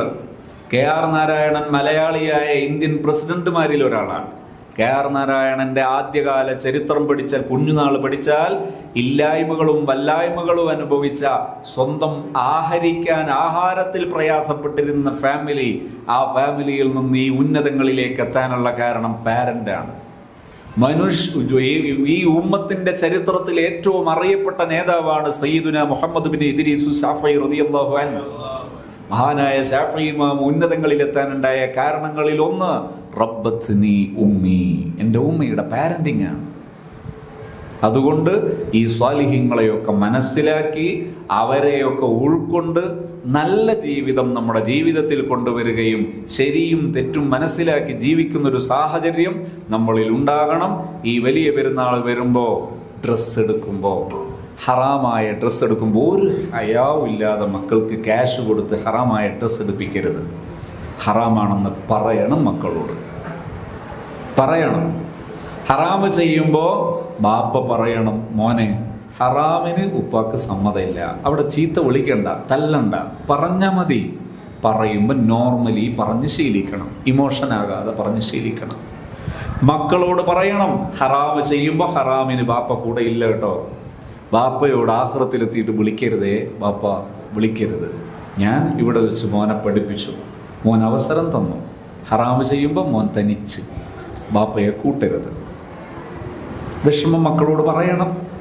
ഇമോഷണലാകാതെ പറഞ്ഞ് ശീലിച്ചാൽ മക്കൾ നന്നാകും. അതിൻ്റെ തെളിവാണ് സയ്യിദുന മുഹമ്മദുർ റസൂലുള്ളാഹി സ്വല്ലല്ലാഹു അലൈഹി വസല്ലമ തങ്ങൾ സ്നേഹം വാരിക്കോരി നൽകി വളർത്തിയ പൊന്നുമോളാണ് ബീവി ഫാത്തിമത്ത് സഹ്റ റളിയല്ലാഹു അൻഹാ. എന്തുമാത്രം ഇഷ്ടം കാണിച്ചിരുന്നു. മോള് വരുമ്പോൾ വീട്ടിൻ്റെ പുറത്തു നിന്ന് വരികയാണെങ്കിൽ ഇറങ്ങിച്ചെന്ന് മോൾക്ക് ഹസ്തദാനം ചെയ്ത് ഹഗ് ചെയ്ത് സ്വീകരിച്ച് ആദരവോടെ കൊണ്ടുവന്ന് ഇരുത്തും. തിരിച്ചു മോളും അങ്ങനെ തന്നെയാണ്. എന്തൊരു സ്നേഹം, എന്തൊരു ബഹുമാനം പരസ്പരം. പക്ഷെ ഫാത്തിമ ചീത്തയായോ? ആകൂല. മനുഷ്യ ചരിത്രത്തിൽ പിന്തുടരേണ്ട പാഠമാണത്. എല്ലാവർക്കും ഉള്ളതാണ്. അത് മുഅ്ജിസത്ത് കൊണ്ട് ചെയ്യേണ്ട കാര്യമൊന്നുമില്ല. എല്ലാ പാരന്റും ചെയ്യേണ്ടതാണ് പരസ്പര ബഹുമാനം. മക്കളോട് പരസ്പര ബഹുമാനം നിലനിർത്തിയാൽ മക്കൾ ഉന്നതങ്ങളിലേക്ക് വളരും, ചീത്തയാവൂല. ഒരു പെണ്ണ് ആഭരണം അയച്ചു മാറ്റണമെങ്കിൽ എന്തുമാത്രം പവർ ഉണ്ടാകും. ഒരു ദിവസം ബാപ്പ വരുമ്പോൾ എൻ്റെ ആഭരണങ്ങളൊക്കെ കണ്ടിട്ട് ബാപ്പാക്കൊരു സന്തോഷമാകട്ടെ എന്ന് കരുതിയിട്ട് ആഭരണങ്ങൾ എടുത്ത് ധരിച്ചു ബീവി ഫാത്തിമ റളിയല്ലാഹു അൻഹ. പക്ഷേ നബിതങ്ങൾക്ക് എൻ്റെ മോൾ ഉഖ്റവിയായി വളരുന്നതോളം വലുതല്ല ഭൗതികതയോടുള്ള ഒരു ഭ്രമം. ഇത് നബിതങ്ങളുടെ മനസ്സിൽ പ്രകടമായി, അത് മുഖത്തും കണ്ടു. നബിതങ്ങൾ മസ്ജിദ് നബവിയിലേക്ക് തിരിച്ചു പോയപ്പോൾ ഫാത്തിമ ധരിച്ച ആഭരണം മുഴുവനും അഴിച്ചിട്ട് കൊടുത്തയച്ചു. ബാപ്പാനോട് പറയണം, ഇത് വിറ്റിട്ട് ഇതിൻ്റെ ക്യാഷ് സാധുക്കൾക്ക് വിതരണം ചെയ്യാൻ പറയണം. നിങ്ങൾ ആലോചിച്ച് നോക്ക്. ഇതാണ് മക്കളെ വളർത്തിയാലുള്ള ഗുണം. ഇങ്ങനെയാണ് മക്കളെ പരിപാലിക്കേണ്ടത്. മക്കൾ നല്ലവരാണ്. കുല്ലു മൗലൂദിൻ യൂലദു അലൽ ഫിത്ര. അവർ നന്നാകാൻ നമ്മൾ അവരോട് നോർമലി നിന്ന് ശീലിച്ചാൽ തന്നെ നന്നാകും. നമ്മുടെ ജീവിതത്തിൽ ഹറാമ് വരുമ്പോൾ കണ്ണടച്ച് ശീലിക്കരുത്. ഹലാല് വരുമ്പോൾ ഹലാലായ വിഷയത്തിൻ്റെ മുമ്പിൽ ഹലാലാണെന്ന ബോധ്യത്തിൽ നിൽക്കണം. ഇപ്പം മക്കളെ വ്യാപകമായി പബ്ലിക് ക്യാമ്പസുകളിലേക്ക് പെൺകുട്ടികളെ പറഞ്ഞേക്കുകയാണ്. 17-18 വയസ്സായിട്ടും പബ്ലിക് ക്യാമ്പസുകളിൽ പോയി പുരുഷനുമായി അന്യപുരുഷനും അന്യ സ്ത്രീയും മിങ്കിൾ ചെയ്ത് ജീവിച്ചതിന് ശേഷം ഒരു തെറ്റും ഉണ്ടാകൂല എന്ന് വിശ്വസിക്കുന്ന ഭയങ്കര ബുദ്ധിമാന്മാരുള്ള കാലമാണ്. ഞാൻ പറയുന്നു, ചിന്ത നന്നായിട്ട് പ്രവർത്തിക്കണം. ശരിയും തെറ്റും മനസ്സിലാകാത്തവരല്ല നമ്മൾ കണ്ണടച്ചും ന്യായീകരിച്ചും ശീലിച്ചാൽ ഇപ്പം കണ്ണടച്ചത് കൊണ്ട് രാത്രിയാകൂല, ഇത് രാവിലെ 9 മണിയാണ്. നമ്മളെല്ലാവരും കൂടെ അങ്ങ് കണ്ണടച്ചത് കൊണ്ടൊന്നും ഇത് രാത്രിയാകൂല. അതുകൊണ്ട് പബ്ലിക്കിൽ ഇത്തരം ഹറാമുകൾക്ക് സാഹചര്യം ഒരുക്കിയതിന് ശേഷം ഒന്നും സംഭവിക്കൂല എന്ന് ചിന്തിക്കുന്നത് മിനിമം ഭാഷയിൽ പറഞ്ഞാൽ മണ്ടത്തരമാണ്. അതുകൊണ്ട് അത്തരം മണ്ടത്തരങ്ങൾ നമ്മൾ ചെയ്യരുത്. അള്ളാഹു നമുക്ക് നല്ലത് ചെയ്യാനും നല്ലവരെ പിന്തുടരാനും തൗഫീഖ് നൽകുമാറാകട്ടെ. ഈ സദസ്സ് നിങ്ങളുടെ കൂടെ ഇത്രയും സമയം ചെലവഴിക്കാൻ കഴിഞ്ഞതിൽ സന്തോഷമുണ്ട്. അള്ളാഹു നമുക്ക് ദുനിയാവിലും ആഖിറത്തിലും ഉപകരിക്കുന്ന സ്വാലിഹായ അമലായി ഖബൂൽ ചെയ്യുമാറാകട്ടെ. അൽഹംദുലില്ലാഹി റബ്ബിൽ ആലമീൻ ഹംദൻ യുവാഫി നിഅമഹു വയുകാഫിഉ മസീദ. അല്ലാഹുമ്മ സ്വല്ലി വസല്ലിം വബാരിക് അലാ സയ്യിദിനാ മുഹമ്മദ് വഅലാ ആലി സയ്യിദിനാ വമൗലാനാ മുഹമ്മദ് അർഹമുർ റഹീമീനായ റബ്ബേ, ഞങ്ങളിവിടെ ഈ സമയം ചെലവഴിച്ചത് കബൂലാക്കണേ റഹ്മാന്.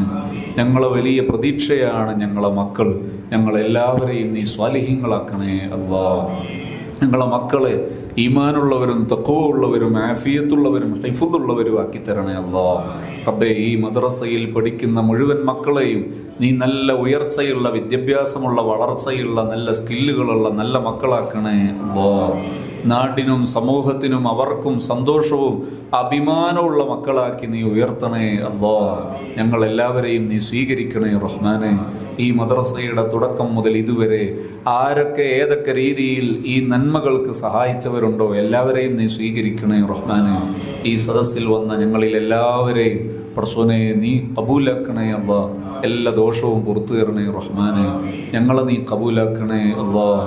ഞങ്ങളെ ജീവിതാവശ്യങ്ങൾ, വീട്, വിവാഹം, പഠനം, ജോലി, മക്കൾ എല്ലാം നീ നിന്റെ ഹിഫ്ളിലാക്കണേ അല്ലാഹ്. സന്തോഷം തുറന്നു തരണേ റഹ്മാനെ. നിന്റെ കാവൽ ഞങ്ങൾക്ക് നൽകണേ അല്ലാഹ്. ഞങ്ങൾ അനുഭവിക്കുന്ന വിഷമങ്ങളൊക്കെ ഏതൊക്കെയാണോ അതെല്ലാം ഞങ്ങളെക്കാൾ അറിയുന്ന രക്ഷിതാവ് നീയാ. നിന്നെ ഞങ്ങൾ ഏൽപ്പിക്കുന്നു. ഹസ്ബി അല്ലാഹു വ നിഅമൽ വക്കീൽ അൻതൽ കാഫി വ അൻത ഷാഫി അല്ലാഹ് അൻത ഹസ്ബുക്കല്ലാഹ്. നീ ഞങ്ങളെ ഏറ്റെടുക്കണേ റഹ്മാനെ. ഞങ്ങളിലേക്കോ മറ്റുള്ളവരിലേക്കോ ഏൽപ്പിച്ച് പരാജയപ്പെടുത്തരുതേ അല്ലാഹ്. ഞങ്ങളെ ഈ ദുനിയാവിൽ കണക്കാക്കിയ ആയുസ് എണ്ണ തീർത്ത് തിരിച്ചു വിളിക്കുമ്പോൾ പടച്ചോനെ നല്ല ആഫിയത്തോടെ തിരിച്ചു വിളിക്കണേ അല്ലാഹ്. നല്ല സന്തോഷത്തോടെ തിരിച്ചു വിളിക്കണേ അല്ലാഹ്. ഈമാനോടെ തഖ്വയോടെ തിരിച്ചു വിളിക്കണേ റഹ്മാനെ. നിസ്സാരത നൽകരുതേ അല്ലാഹ്. കുഫ്ർ, ബിദ്അത്ത്, വലാലത്തിലാക്കി മരിപ്പിക്കരുതേ അല്ലാഹ്. അല്ലാഹുവേ, ഞങ്ങളെ ഖബറിൽ സന്തോഷമുള്ളവരാക്കണേ റഹ്മാനെ. ഞങ്ങളെ പ്രിയപ്പെട്ട ഉലമാ, അസാത്തിദത്ത്, മാതാപിതാക്കൾ ഇവരെ നീ നല്ല സന്തോഷത്തിലാക്കണേ റഹ്മാനെ.